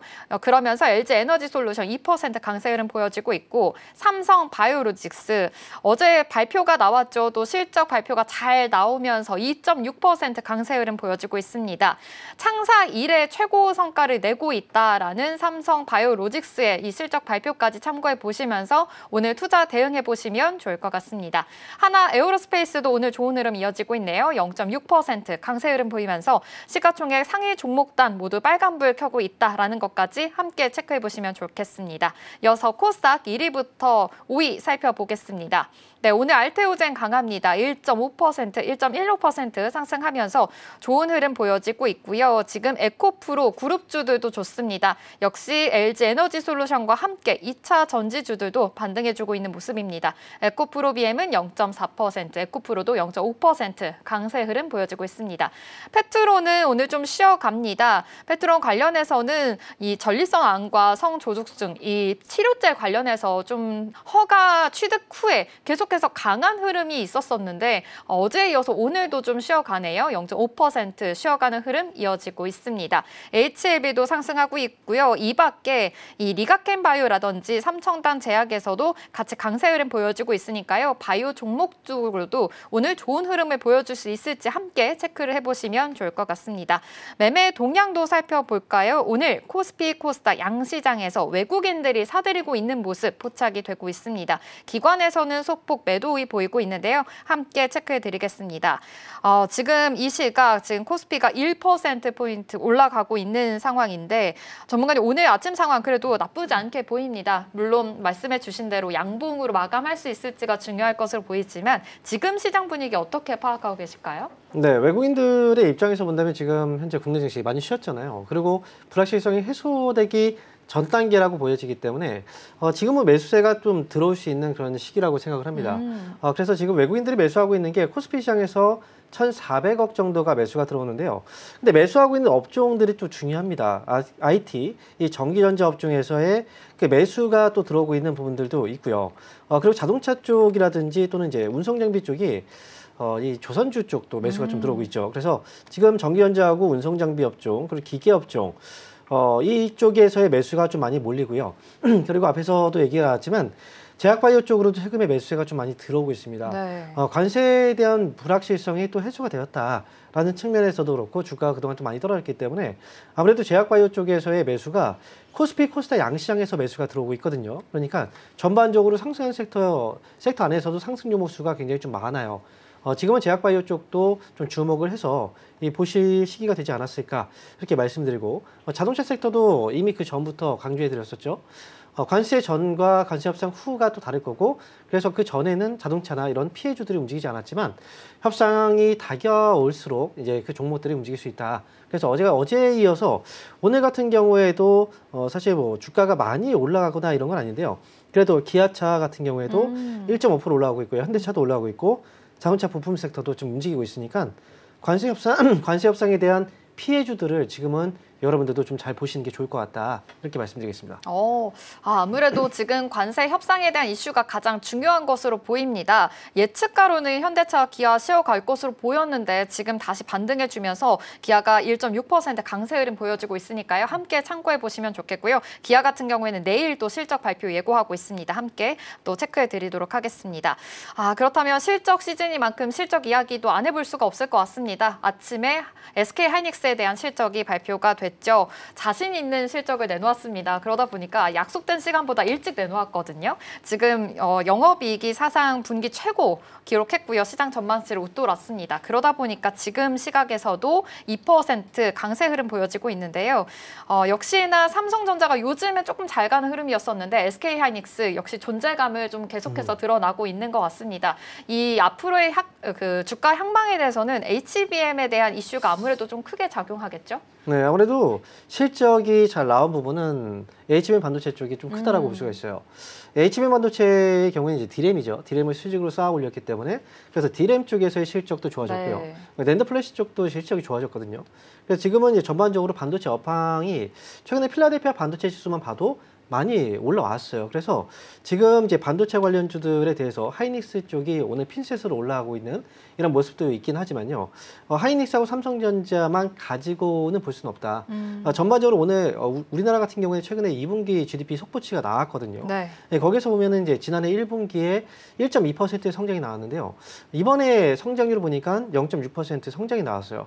그동안 그 전에 또 역성장도 있었는데, 하지만 이 실적이 그만 이제 성장 자체가 좋았고 그 안에서의 그 섹터별로 보시면 반도체 쪽의 수출이 많이 늘었습니다.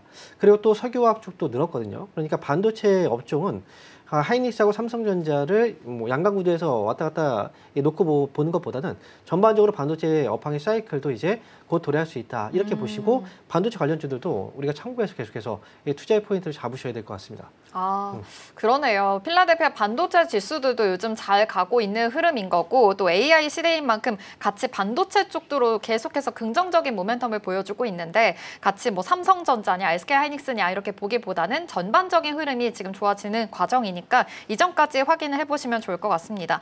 그렇다면 HBM에 대한 수요 이야기 해주셨는데 관련해서 한미 반도체도 좀 체크를 해봐야 될 것 같아요. 사실 요즘 한미 반도체 좀 지지부진한 흐름이었었잖아요. 그래도 오늘 SK하이닉스와 함께 좀 올라가고 있는 흐름입니다. 한미 반도체도 2.4% 올라가고 있는데 한미 반도체 앞으로의 여력 어떻게 보고 계실까요? 네. 최근에 한미 반도체의 경우에는 이제 HBM 반도체 쪽에서 이 TC본드라는 장비 수주를 하이닉스 쪽에 거의 독점을 했죠. 그런데 지금 하이닉스 쪽에서 하나세미텍으로 수주를 다변화시키는 과정에서 약간 소외될 수 있지 않나 이런 얘기를 했었는데요. 결국은 TC본드 시장에서 한미 반도체의 시장 점유율이 가장 높아요. 그리고 하이닉스 쪽에서 납품이 안 들어가지 않는다고 하더라도 줄어든다 하더라도 이 물량은 다른 회사 쪽에서 충분히 커버가 가능하거든요. 예를 들어서 최근에 마이크론 쪽에서 TC본드 한미 반도체의 수주를 굉장히 많이 늘렸습니다. 그렇기 때문에 한미 반도체의 경우에는 여전히 HBM 반도체 쪽에서의 큰 수혜를 예상할 수 있다라고 보시면 될 것 같고요. 그리고 그 전에 이제 실적들이 지금 나오고 있는 거기 때문에 한미 반도체의 실적도 여전히 좋을 거라는 예상을 또 해볼 수가 있겠죠. 그래서 관련 종목으로서 한미 반도체의 경우에는 뭐 지금 약간의 좀 거품이 빠졌다기보다는 이 소외감을 살짝 느끼긴 했었지만 이번에 실적을 계기로 해서 다시 한번 주가의 반등을 노려볼 수 있지 않나 이렇게 뭐 생각을 해볼 수도 있겠습니다. 이번에 SK하이닉스의 실적으로 인해서 그래도 한미 반도체 실적 반등에 이 주가 반등에 대해서는 기회로 좀 노려봐도 되지 않을까라고 이야기해 주셨으니까요. 함께 참고해 보시면 좋을 것 같습니다. 이 와중에 어제 현대차와 기아가 더 잘 갔기 때문에 이야기를 해봐야 될 것 같습니다. 자동차 쪽으로 계속 관세 이슈로 인해서 눌려 있었잖아요. 네. 그런데 이제 어제를 기점으로 해서 좀 반등을 해주기 시작했습니다. 현대차, 기아 예측과 다르게 오늘 좀 잘 가고 있기 때문에 이제 바닥을 찍고 올라오고 있는지 좀 이 점 궁금하거든요. 어떻게 보고 계실까요? 지금은 이제 두 가지일 것 같아요. 첫 번째는 이제 바닥에 대한 기대감이 있어요. 네. 그 현대 자동차 섹터 같은 경우에 그동안 이제 개별 관세 이 부과 소식 때문에 결국은 실적에 대한 우려감이 굉장히 컸고요. 그렇죠. 이번에 실적도 좀 좋지 않을 거라고 전망이 되고 있습니다. 실제로 자동차 업종 같은 경우에는 미국 쪽에서 이 수출 의존도가 굉장히 높은 산업으로 알려져 있죠. 거의 뭐 지난해 기준으로 봤을 때는 49%, 거의 50% 가까이 되고 있기 때문에 이번 실적이 안 좋은 이유는 결국 이제 미국 쪽에서의 판매 둔화일 것 같습니다. 다른 지역에서는 반면에 또 판매가 늘어나고 있긴 하거든요. 그리고 이제 테슬라 같은 경우는 실적도 또 좋지 않은 실적을 발표하기도 했었죠. 그런데 이제 긍정적인 부분으로 본다면 일본에서 이번에 관세 협상을 했는데 거기에서 자동차 관세를 굉장히 대폭 낮췄단 말이죠. 그렇기 때문에 국내 같은 경우에도 지금의 상황이 이제 관세의 최악의 어떤 상황을 좀 맞이하고 있고 만약에 여기서 조금이라도 관세의 폭이 줄어든다면 최악의 상황에서 벗어나고 있는 거거든요. 그래서 이 부분이 자동차 섹터의 그 매수 쪽으로 또 들어오고 있는 게 아닌가 생각을 합니다. 자동차 업종은 지금 주가가 상당히 좀 많이 떨어져 있는 편이기 때문에 뭐 저가 매수 차원에서 본다면 지금도 추가 받는 여지는 충분히 있어 보인다. 이렇게 말씀드리겠습니다. 좋습니다. 지금 아무래도 자동차 쪽으로는 계속 눌려있기 때문에 지금 추가 반등의 기회로 좀 노려봐도 되지 않을까라고 이야기해 주셨습니다. 일본에서도 자동차 관세 지금 낮췄다는 점에서 어느 정도는 최악의 상황은 벗어났다라는 점 체크해 보시면 좋을 것 같고요. 오늘 현대차가 실적 발표고 내일이 기아에 대해서 실적 발표 이어질 예정이니까요. 함께 참고해 보시면 좋을 것 같습니다. 그렇다면 지금 또 오늘 이 조선 중공업 쪽으로도 실적 발표 예고되어 있습니다. HD, 현대중공업뿐만이 아니라 삼성중공업까지 발표되어 있는 예정인데 조선업 쪽으로도 지금 아직까지는 모멘텀 좀 살아있는 모습이잖아요. 오늘의 이 실적 향방에 대해서 어떻게 좀 체크해보면 좋을까요? 일단 지금 삼성중공업이라든지 조선주들의 경우에는 이제 수주에 대한 모멘텀들이 굉장히 강해요. LNG 선박에 대한 기대감인데요. 하지만 최근 들어서 보시면 이제 북극 항로 개척과 관련해서 쇠빙선에 대한 기대감들도 역시 이제 조선주의 상승으로 이어지고 있다는 거죠. 하지만 이제 기대감이 그동안 좀 많이 컸고 실적이 분명히 좋을 거라고 많이 예상을 하고 있어요. 네. 물론 좋은 실적이 나올 거라고 저도 기대하고 있는데 기대감이 크면 사실 그 실적의 그 증가폭이 예상치에 부합했을 경우에는 오히려 실망감으로 나올 수 있거든요. 그러니까 이번 실적은 기대치를 훨씬 더 뛰어넘는 실적이 나오지 않는다면 오히려 차익 매물이 나올 수 있기 때문에 이 점에 또 유의를 하셔야 됩니다. 실적 발표 전에 주식을 매수하는 건 그건 조금 위험한 그 행동이라고 저는 생각을 하고요. 차라리 이제 실적 발표 이후에 주가가 좀 흔들린다. 그러면 주가 하락 이후에 뭐 많이 떨어졌을 때 다시 한번 공략을 하든 지금 이제 실적 발표 직전에 주식을 사는 건 저는 좀 위험하다라고 말씀드리겠습니다. 그래요? 알겠습니다. 지금 HD 현대중공업과 삼성중공업 지금 상승 우위 보이고 있거든요. 이 점 참고해 보셔서 실적 발표 전에는 지금 이렇게 매수하는 건 조금 위험한 행위일 수 있다라고 코멘트 주셨으니까요. 함께 참고해 보시면 좋을 것 같습니다. 요즘 이 관세에 대한 이슈뿐만이 아니라 실적에 대한 이슈까지 함께 겹치면서 체크해 봐야 될 점이 굉장히 또 많은데 이 와중에 어제 재건 쪽이 좀 움직였습니다. 아무래도 러시아와 우크라이나 관련해서 오늘도 3차 회담이 또 예정이 되어 있거든요. 어제 HD 현대 인프라코어에서도 실적이 잘 나오면서 시세 뿜어주고 있는데 재건주까지 같이 모멘텀을 좀 더해 간다면 앞으로의 주가 행보에 대해서 더 좋겠다라는 생각까지 드는데 이쪽으로 또 어떻게 전략 세워보면 좋을까요? 이번에 러시아하고 우크라이나가 이제 만나서 뭔가 결과가 나온다. 사실 기대감은 그동안 많았죠. 근데 만약에 됐다면 1차, 2차 때는 사실 어느 정도 나왔을 거예요. 근데 결국은 지금은 트럼프의 압박으로 인해서 이번에 또 움직이는 거기 때문에 큰 기대는 하지 않는 게 저는 좋지 않을까 이렇게 생각이 들고요. 그리고 이제 전쟁에 대한 부분은 이제 그 안에 내포되어 있는 것들이 굉장히 좀 많거든요. 복잡하게 엮여 있는 거기 때문에 지금 이제 당장 여기서 뭐 어떤 얘기가 나온다 하더라도 이후에 또다시 이제 상황들이 바뀔 수가 있어요. 그리고 재건 관련주들이 우크라이나하고 러시아가 만약에 전쟁을 뭐 중단하고 휴전을 한다. 그렇다고 해서 바로 우리나라 재건 관련주들이 뭐 실적으로 이제 거기에 실제 참여해서 실적이 나오느냐 이 부분까지 본다면 굉장히 좀 오랜 시간이 걸리거든요. 그렇기 때문에 재건 관련주들은 물려있는 분들 많을 거예요. 만약에 반등이 나올 때 저는 좀 정리를 하시는 게 오히려 좋지 않을까 이렇게 말씀을 드리도록 하겠습니다. 알겠습니다. 오늘 러시아 우크라이나 3차 협상 진행할 예정인데요. 관련해서 재건주들 좀 같이 모멘텀 받아갈 것으로 예측하고 있는데 지금 HD 현대 인프라코어 같은 경우에는 5% 강세 흐름 보여지고 있습니다. 어제 실적까지 잘 나오면서 모멘텀 같이 받아가고 있지만 좀 보수적인 입장 주셨으니까요. 함께 참고해 보시면서 투자 포인트 잘 세워보시면 좋을 것 같네요. 스탁 포인트는 여기서 마무리하도록 할게요. SCTV 황민혁 전문가와 함께했습니다. 고맙습니다. 네, 감사합니다.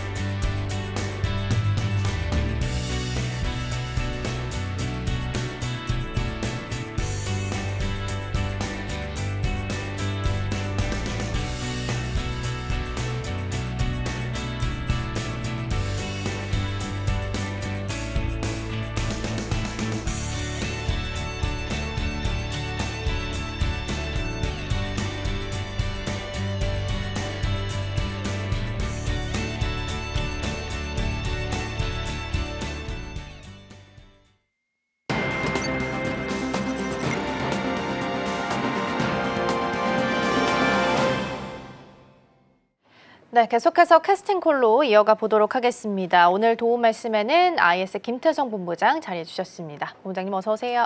네, 안녕하세요.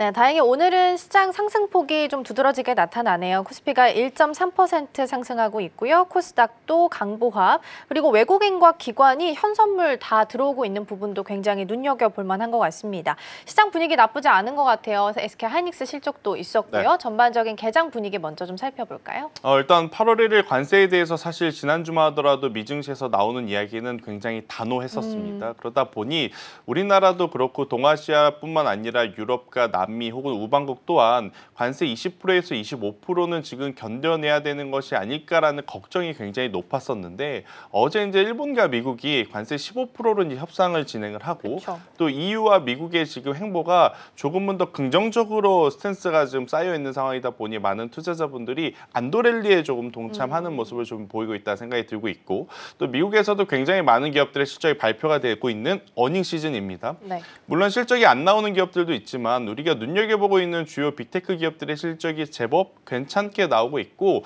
오늘 우리나라 증시도 잠시 후에 한 번 더 이야기를 드리겠지만 SK하이닉스의 실적이 굉장히 또 잘 나왔지 않습니까? 그러다 보니 반도체 IT 위주의 테크주들 위주의 흐름이 진행이 되고 있다라고 좀 설명드릴 수 있을 것 같습니다. 이렇게 되면 결국 외국인들이 코스피에 들어왔을 때 무언가를 담는가? 결국 SK하이닉스와 삼성전자거든요. 그래서 이제 외국인의 수급의 연속성을 한 번 더 좀 보셔야 될 것 같고 또 이렇게 되면 좋은 쪽만 말씀드릴 수는 없을 것 같아요. 반대급부로 어떤 부작용이 나타날 수 있냐면 네. 최근까지 강했던 쪽이 어디 있죠? 코스닥입니다. 제약바이오 혹은 2차전지. 네. 하지만 이쪽에 들어갈 수급이 오늘 여기저기 나도 SK하이닉스, 나도 삼성전자, 나도 반도체 이렇게 몰려가게 되면 코스닥 증시의 수급은 굉장히 약할 수밖에 없거든요.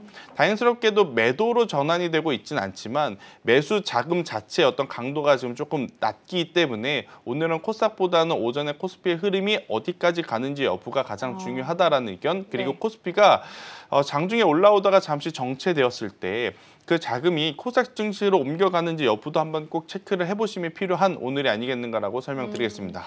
일단 오늘 3,200선 돌파가 나오긴 했는데 항상 여기 돌파하고 나면 다시 좀 고꾸라지는 경향이 좀 있어서 어디까지 지수가 좀 향방을 가리키게 될지가 가장 중요한 포인트다라는 부분 말씀 주셨습니다. 자, 그러면 외국인이 기관이랑 어느 쪽을 좀 담아가고 있는지 순매수 상위 종목들 먼저 이어서 체크해 보도록 하겠습니다.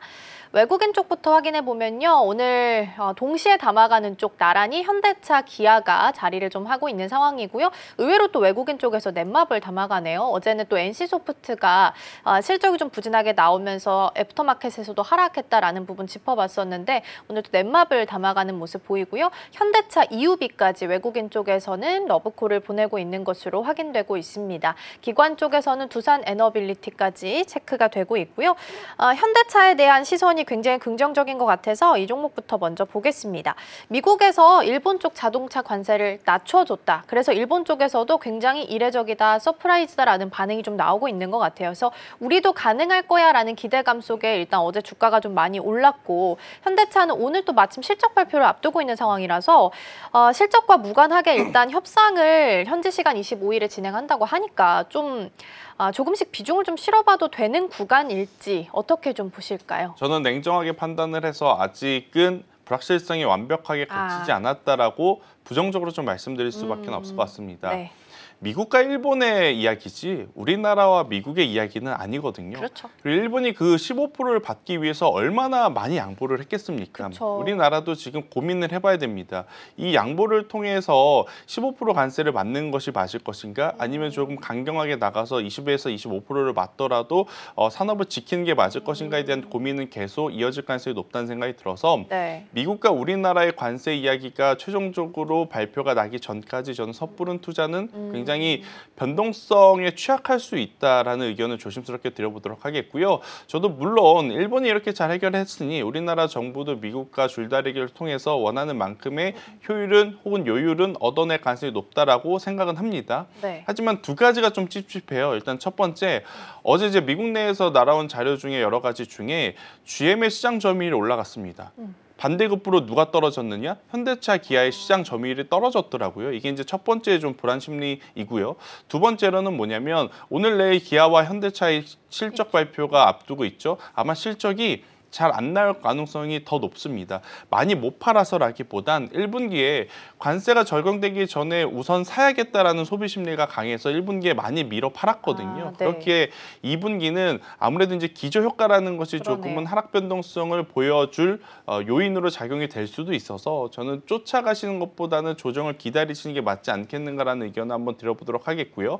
결국 지금 우리가 바라봐야 되는 부분은 유럽입니다. 네. 일단 우리나라 미국의 관계도 중요하지만 일본에 이어서 지금 미국이 EU와 이야기를 하고 있는데 EU도 자동차 브랜드 지금 굉장히 민감하게 반응할 수밖에 없죠. 폭스바겐, BMW, 벤츠, 독일 3사 같은 경우에도 이 관세를 다 쳐다보면서 어떻게 이제 방향성을 정할지 지금 고민을 하고 있는 상황이라 만약 EU까지도 잘 해결이 된다면 그때는 괜찮지만 그러기 전까지는 저는 조금은 더 신중한 판단이 필요하다라는 의견을 드려보도록 하겠습니다. 그러게요. 일단 현대차랑 기아 그 대미 판매량이 한 88% 정도 줄어들었다라는 수치도 있기는 했고 실적이 역기조 효과가 발생할 수 있기 때문에 실적까지 다 열어보고 관세까지도 다 확인하고 가는 게 더 좋겠다라는 말씀을 주셨습니다. 그러면 다른 관점에서 한번 생각해 볼까요? 현대차가 올라오긴 했지만 굉장히 무거운 주식이잖아요. 네. 그리고 주가 변동이 그렇게 크지 않고 배당도 꽤 있는 편이니까 네. 그러면 캐시플로우를 안정적으로 만든다라는 측면에서는 현대차가 좀 긍정적인 점수를 받을 수 있을까요? 그런데 미국과의 좋은 관계를 위해서는 강력한 투자가 들어가야 됩니다. 근데 투자한다고 이야기하긴 그럼 하잖아요. 기업 입장에서 만약 그게 말로뿐만이 아니라 실제로 돈이 들어가게 되면 일시적으로 재무제표에 그러네요. 대한 부담감을 느낄 수는 있어요. 물론 지금 현대차, 기아가 보여주는 영업이익과 현금 보유량을 따져보면 증자에 대한 이슈는 굉장히 낮습니다. 하지만 단기적으로는 재무제표에 대한 변동성은 좀 피할 수는 없죠. 지금 트럼프가 투자하라고 이야기하는 금액은 굉장히 작은 금액이 아니라 엄청나게 긴 시간 동안 굉장히 큰 금액의 투자를 바라고 있는 상황이거든요. 그래서 이 부분을 우리가 긍정적으로만 볼 수 있겠는가라는 생각이 들어요.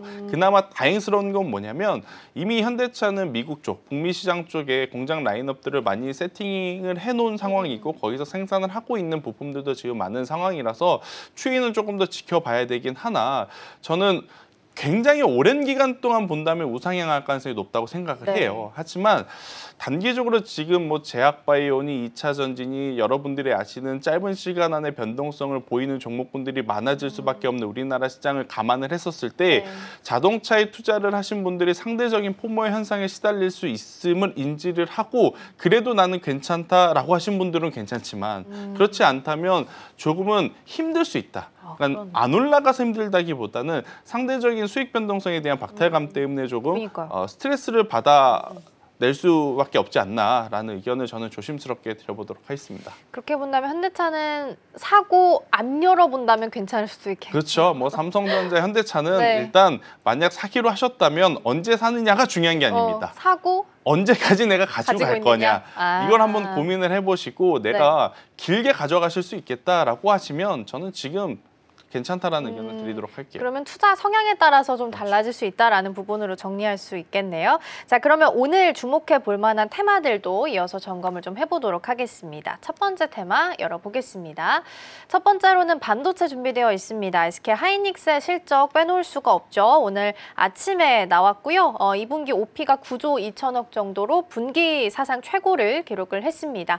자세한 전략들 그리고 주가까지 체크 같이 해보겠습니다. 두 번째 열어보시죠. 두 번째는 제약바이오입니다. 어제 가장 핫한 종목 중에 하나가 또 삼천당 제약을 빼놓을 수가 없죠. 상한가였고요. 오늘은 13% 넘게 추가적인 상승을 이어갑니다. 일단은 관련된 내용을 잠시 후에 점검을 좀 해보겠지만 추가적인 상승이 가능할지 가장 궁금하실 것 같아서 이 부분 초점 맞춰서 이야기 나눠보겠습니다. 마지막 열어볼게요. 마지막은 LNG랑 조선 쪽 준비를 좀 해놨고요. 아무래도 어제 이제 일본이랑 관세 협상이 좀 이루어지게 되면서 LNG 투자, 조인트 벤처 설립한다라는 이야기가 나오게 됐습니다. 그러면서 뭐 우리도 비슷하게 가지 않을까라는 기대감 속에 어제 동양철관이나 하이스틸 같은 종목들이 강세를 좀 보였고 오늘도 LNG 관련된 종목들이 일단은 강세를 좀 보이고 있습니다. S&T 에너지가 29% 상한가 현재 묶여 있는 상황이고요. SK HD 현대인프라도 지금 11% 상승불 현재 켜져 있는 상황입니다. 조선 쪽까지 같이 움직임 좀 나타나고 있다는 부분도 함께 챙겨드립니다. 자, 그럼 일단은 반도체부터 체크를 좀 해보도록 하겠습니다. 실적 내용 점검해 주시고요. 주가 흐름을 좀 봤을 때는 그동안 한번 눌려서 그런지 일단 움직임이 나오고 있긴 하거든요. 그러면 전고 도전도 가능할지 어떻게 좀 보고 계실까요? 삼성전자의 잠정 실적 때 영업이익이 얼마였죠? 4조였습니다. 그런데 SK하이닉스가 9조를 찍었다는 건 삼성전자보다 지금 2배를 더 많이 벌었다는 것을 의미하죠. 분기 사상 최대 실적이라고 나오고 있는데 네. 이 흐름이라면 연간으로 보더라도 올해 SK하이닉스의 최대 실적이 나올 가능성이 굉장히 높다고 우리가 예측을 해볼 수 있습니다. 네네.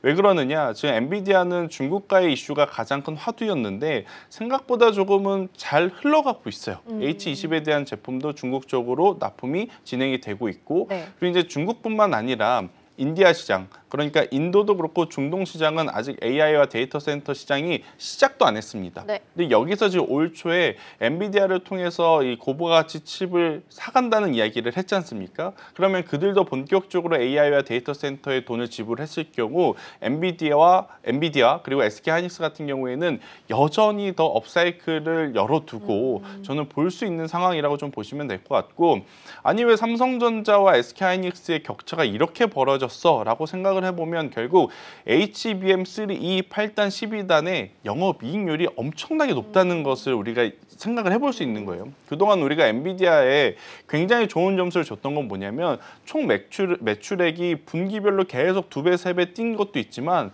거기에 발맞춰서 영업이익은 더 높은 그 성장률을 보였거든요. 그 수혜를 SK하이닉스도 이번에 제대로 받고 있다는 것을 삼성전자와 마이크론, SK하이닉스 세 기업의 실적을 비교를 해봤을 때 뚜렷하게 우리가 한 번 더 확인을 해볼 수 있는 상황이고, HBM이라고 하는 제품의 진입장벽이 높다는 것은 우리가 이미 잘 알고 있습니다. 안 그랬으면 이미 삼성전자도 진출을 했겠죠.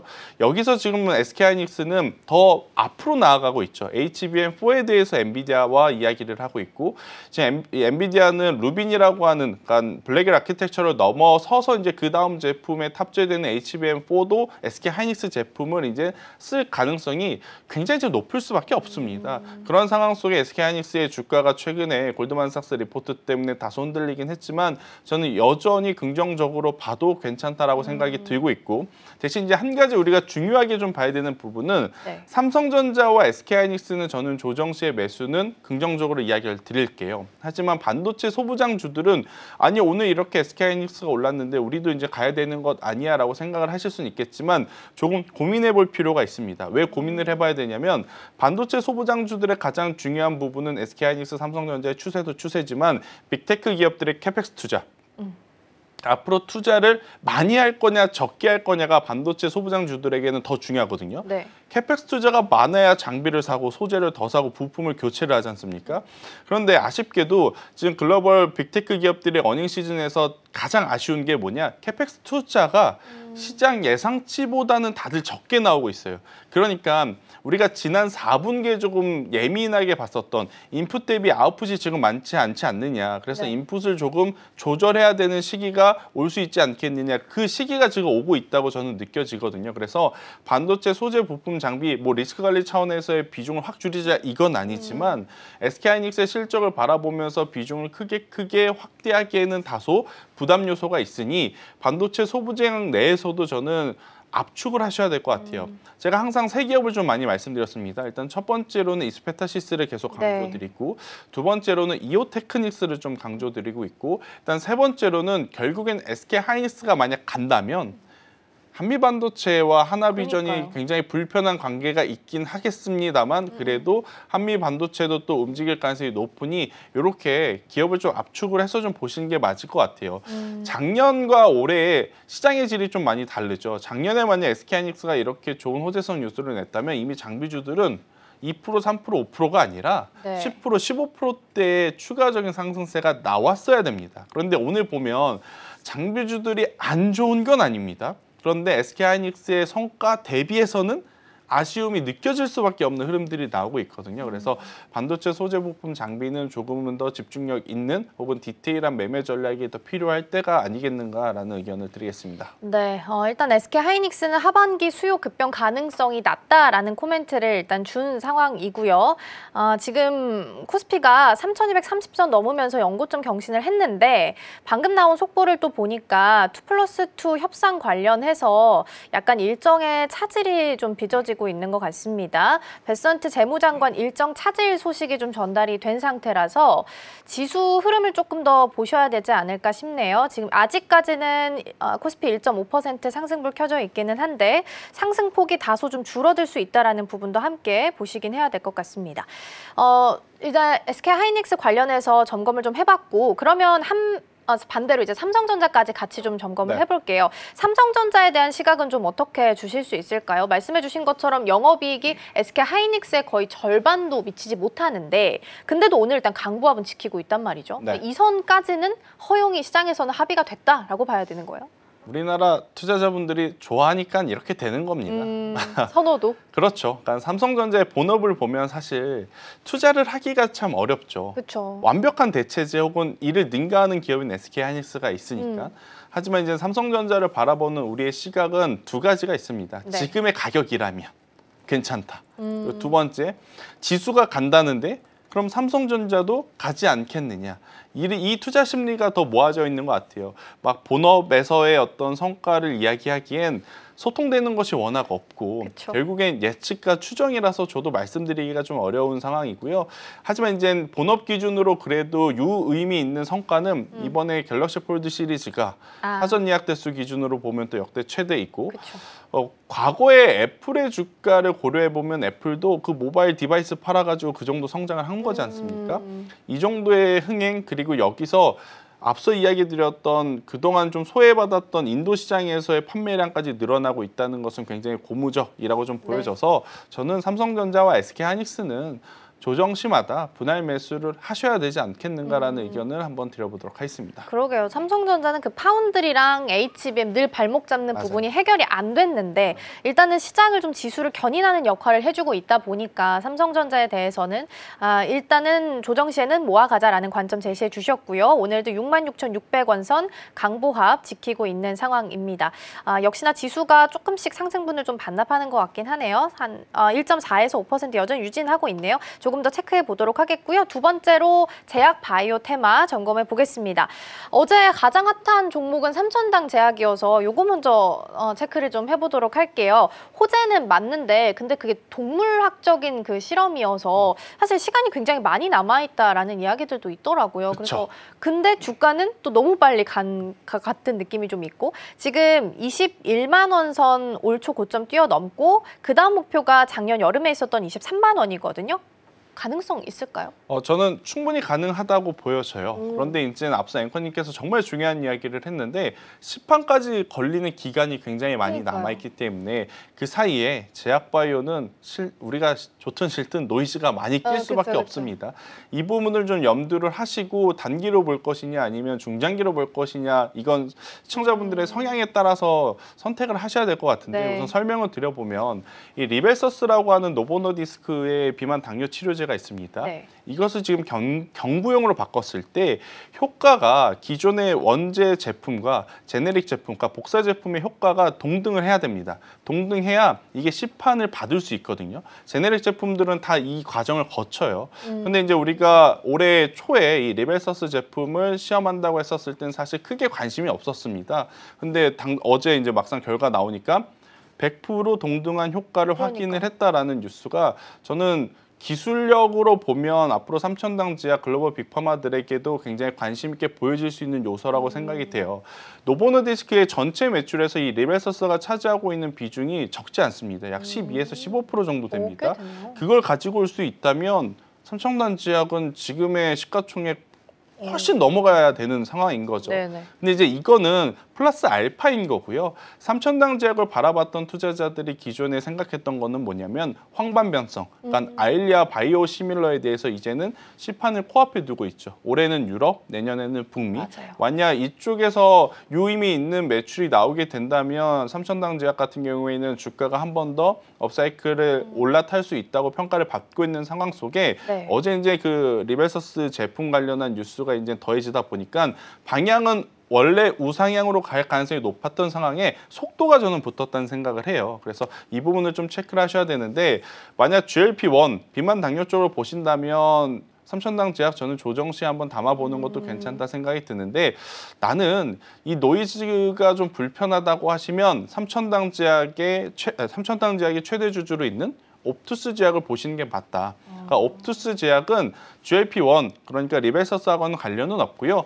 안구 건조, 그러니까 안구 질환, 황반 변성 아일리아 바이오 시밀러 쪽에 이제 굉장히 또 특화되어 있는 기업이라서 옵투스 제약을 조정 시에 담아 보는 게 저는 더 맞지 않겠는가라는 의견. 지금 두 기업의 방향성이 엇갈리고 있죠. 네. 확연하게. 그래서 이제 삼천당 제약은 오늘 단기 시세가 나고 있고 옵투스 제약은 아마 많은 투자자분들이 어제 장마치고 나서 고민을 했었을 겁니다.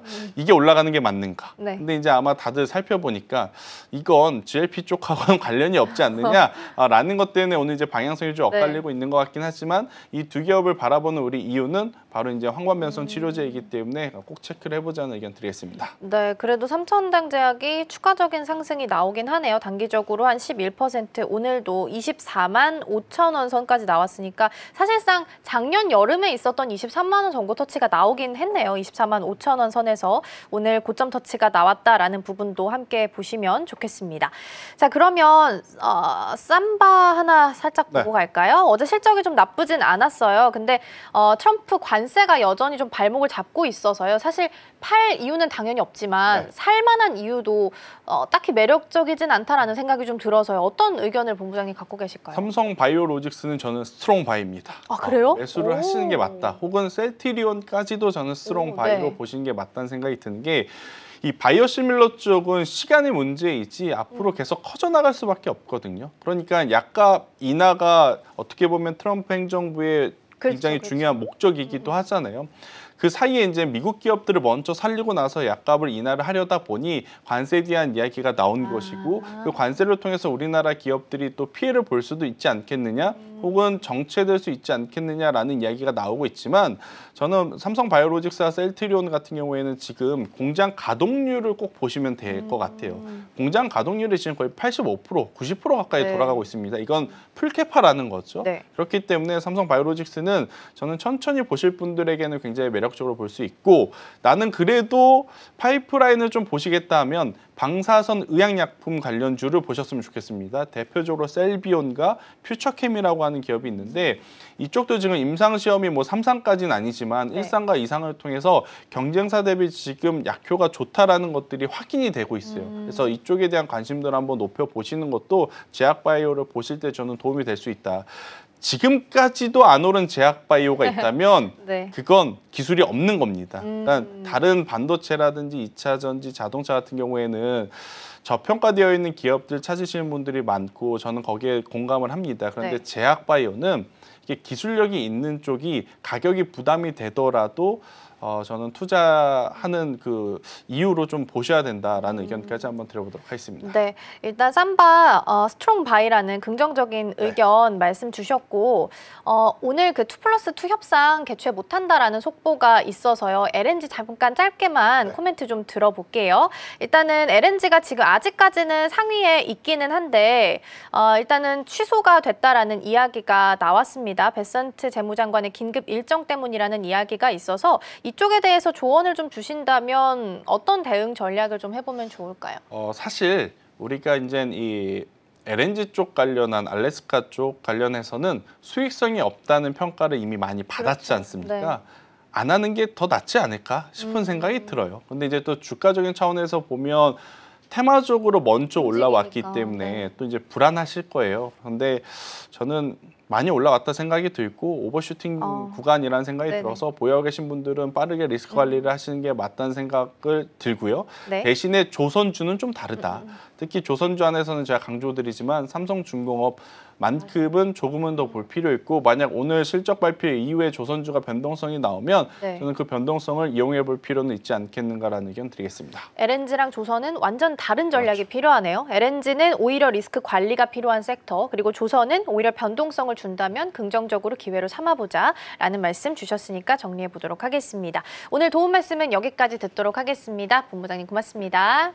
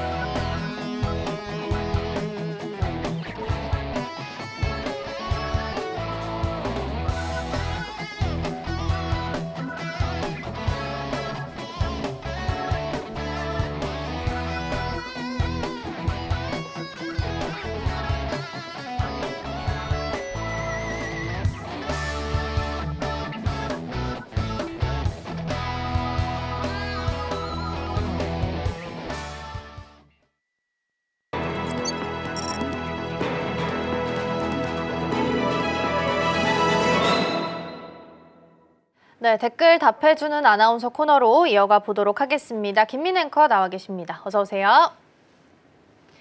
네, 오늘도 댓글들 살펴보면서 투자 고민 해결해 보겠습니다. 먼저 첫 번째 댓글 화면을 통해서 만나보시죠.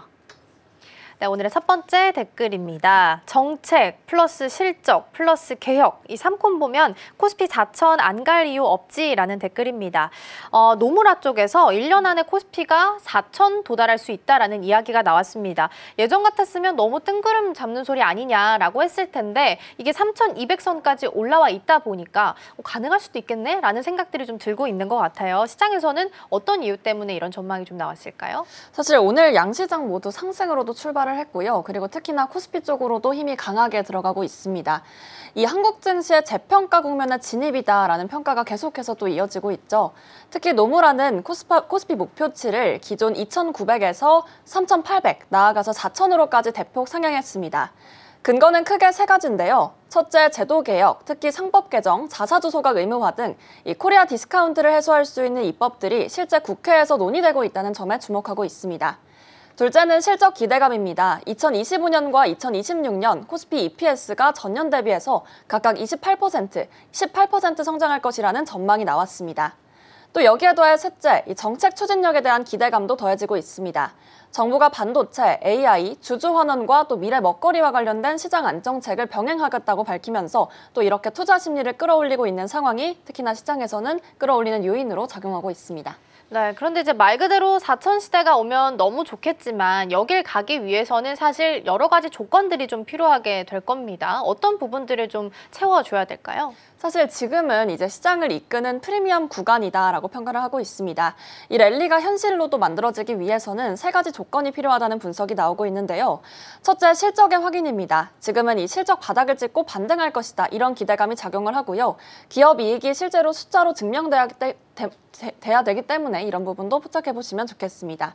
또한 정책의 실행력입니다. 자사주 소각, 상법 2차 개정, 이 배당 확대 같은 공약들이 국회에서 통과가 되고 또 기업들이 실제 행동으로 보여야 되기 때문에 이 외국인 투자자도 믿고 따라올 수가 있는 구조가 형성이 되겠고요. 셋째는 심리 유지와 또 세제 변수 관리입니다. 최근 대주주 요건을 50억 원에서 또 10억 원으로 낮추는 세제 개편 논의가 다시금 불거지면서 부국증권과 같은 여러 가지 기대주들 또 이런 주주 환원 기대주들이 일제히 조정을 받고 있습니다.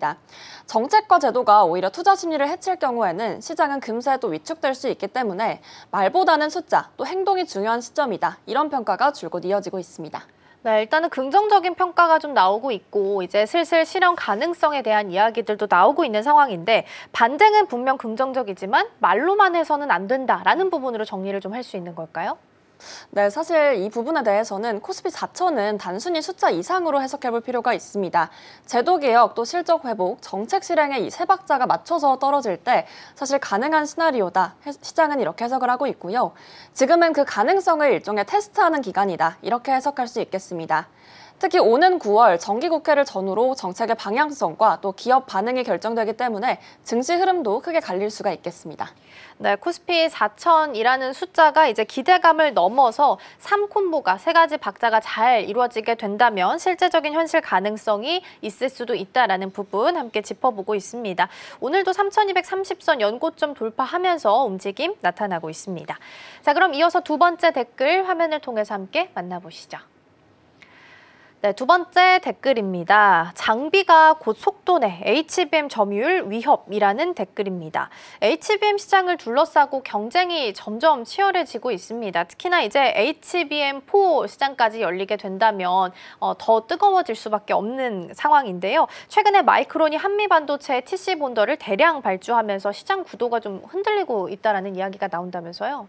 사실 이 TC 본더는 본체 이 반도체 후공정에 반드시 필요한 또 핵심 장비로 자리매김하고 있습니다. 칩과 기판을 정밀하게 집합하는 공정을 맡고 있기 때문에 사실상 이 장비 없이는 HBM 생산 자체가 불가능하죠. 이 장비를 글로벌에서 가장 많이 공급하는 업체가 현재 최근에 한미 반도체고요. 최근 가장 많은 발주를 넣은 곳이 바로 마이크론입니다. 마이크론은 엔비디아의 차세대 AI 칩, 또 블랙웰 울트라에 탑재될 HBM3 공급을 앞두고 장비 확보를 통해 생산 속도를 끌어올리겠다. 이런 전략을 선택한 것으로 보입니다. 그러니까요. 삼성전자랑 SK하이닉스가 이 TC본도 관련해서 발주를 조금 머뭇머뭇하고 있을 때 마이크론이 그 부분을 차지했다라는 부분으로 해석할 수 있을 것 같고요. 그렇게 되면 장비를 선점했기 때문에 사실 칩을 만들 수 있는 가능성이나 여력이 더 많아질 수밖에 없습니다. 실제 시장 판도까지 좀 바꿀 수 있을까요? 네, 사실 살펴보시면 또 SK하이닉스 같은 경우에는 일부 증설 계획을 또 조정을 했고 삼성전자의 경우 하반기부터 본격적인 경쟁에 나설 것이다. 이런 계획을 갖고 있습니다. 마이크론이 정확히 이 틈을 노린 건데요. 싱가포르의 HBM 전용 신공장을 현재 짓고 있고 HBM 매출도 지난 분기보다 50% 이상 급증했습니다. 또 연말까지 점유율을 20% 이상 끌어올리겠다고 밝히면서 시장에 일종의 도전장을 내민 겁니다. 즉 장비가 확보되면 빠른 생산이 이어지고 이를 통해서 대형 고객사가 확보되게 되는데요. 이 선순환 구조를 마이크론이 가장 먼저 실행하고 있는 거겠죠. 네, 앞서서 말씀드린 것처럼 이제 우리나라 국내 기업으로 좀 돌아와서 본다면 삼성전자랑 SK하이닉스도 이 TC 본더가 같이 필요한 상황이긴 합니다. 그래서 HBM을 가장 잘 만드는 걸로 알려져 있는 SK하이닉스의 대응이 가장 궁금하실 것 같거든요. 지금 상황은 어떤가요? 사실 SK하이닉스 같은 경우는 이 HBM 시장의 절대 강자로 평가를 받고 있죠. 현재 시장 점유율은 49%가량으로 약 1위를 지키고 있고 또 미국의 주요 빅테크 기업들과도 공급 관계가 매우 탄탄합니다. 기술력과도 또 수율 안전성 면에서도 업계 내에서 가장 좋은 평가가 이어지고 있는데요. 하지만 최근 시장 분위기는 단순하지만은 않습니다. 이 골드만삭스는 최근 보고서에서 HBM 가격이 두 자릿수로 하락할 가능성이 존재하고 또 마이크론과 삼성전자의 추격이 빨라지고 있다면서 하이닉스의 가격 협상력 악화를 우려해 투자 의견을 하향으로 조정했습니다. 반면 뱅크 오브 아메리카는 내년까지도 하이닉스의 또 HBM 수요가 강력하게 이어질 것이다. 이런 말을 하면서 목표가를 높이는 방식으로 또 제시를 했습니다. 이렇듯 국내 증권사들도 의견이 엇갈리는 상황인데요. 경쟁 심화로 점유율과 수익성이 흔들릴 수 있다는 우려, 그리고 하이닉스의 기술 우위는 여전히 유효하다. 이런 반론이 현재 팽팽히 맞서고 있습니다.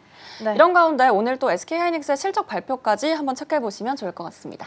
네, SK하이닉스가 오늘 실적을 잘 내놨죠. OP가 지금 9조 2천억까지 나온 상황이라서 분기별로 1년으로 따져보면 지금 30조 원이 넘을 것으로 예상이 좀 되고 있어서 시총이 오늘 201조로 제가 아침에 확인을 했었는데 그렇다면 지금 202조까지 올라갔네요. 그렇다면 그럼에도 불구하고 OP가 30조 원이 넘는다면 고평가의 논란은 좀 벗을 수 있지 않을까라는 생각도 듭니다. 오늘은 3%대 강세 보이고 있습니다.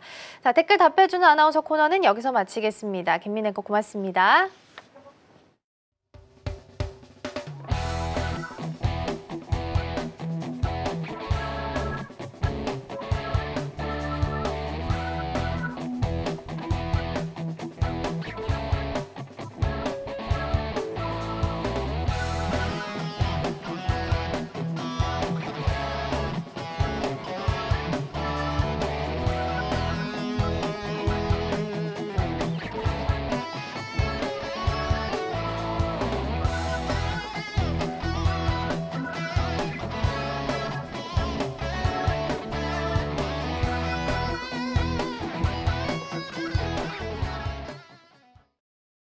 네, 오늘 SK 하이닉스의 실적이 잘 나오면서 반도체주 전반적으로 흐름이 좋고요. 지수 상승 견인하면서 오늘 코스피가 3,230선 연고점을 경신하는 모습 나타냈습니다. 다만 이제 현재 시간 25일로 예정되어 있었던 이 무역 협상 같은 경우에는 일단은 취소가 된 것으로 확인이 되고 있어서 벌써 현대차는 하락하면서 반응이 좀 나오고 있습니다. 오후장에서의 지수 방향성도 함께 체크해 보시면 좋겠습니다. 저희가 방송 중에 제공해드린 정보는 투자 판단을 위한 조언일 뿐 해당 종목의 가치와 수익률은 보장하지 않습니다. 저희는 내일 더 다양한 소식 준비해서 돌아오겠습니다. 시청해주신 여러분 고맙습니다.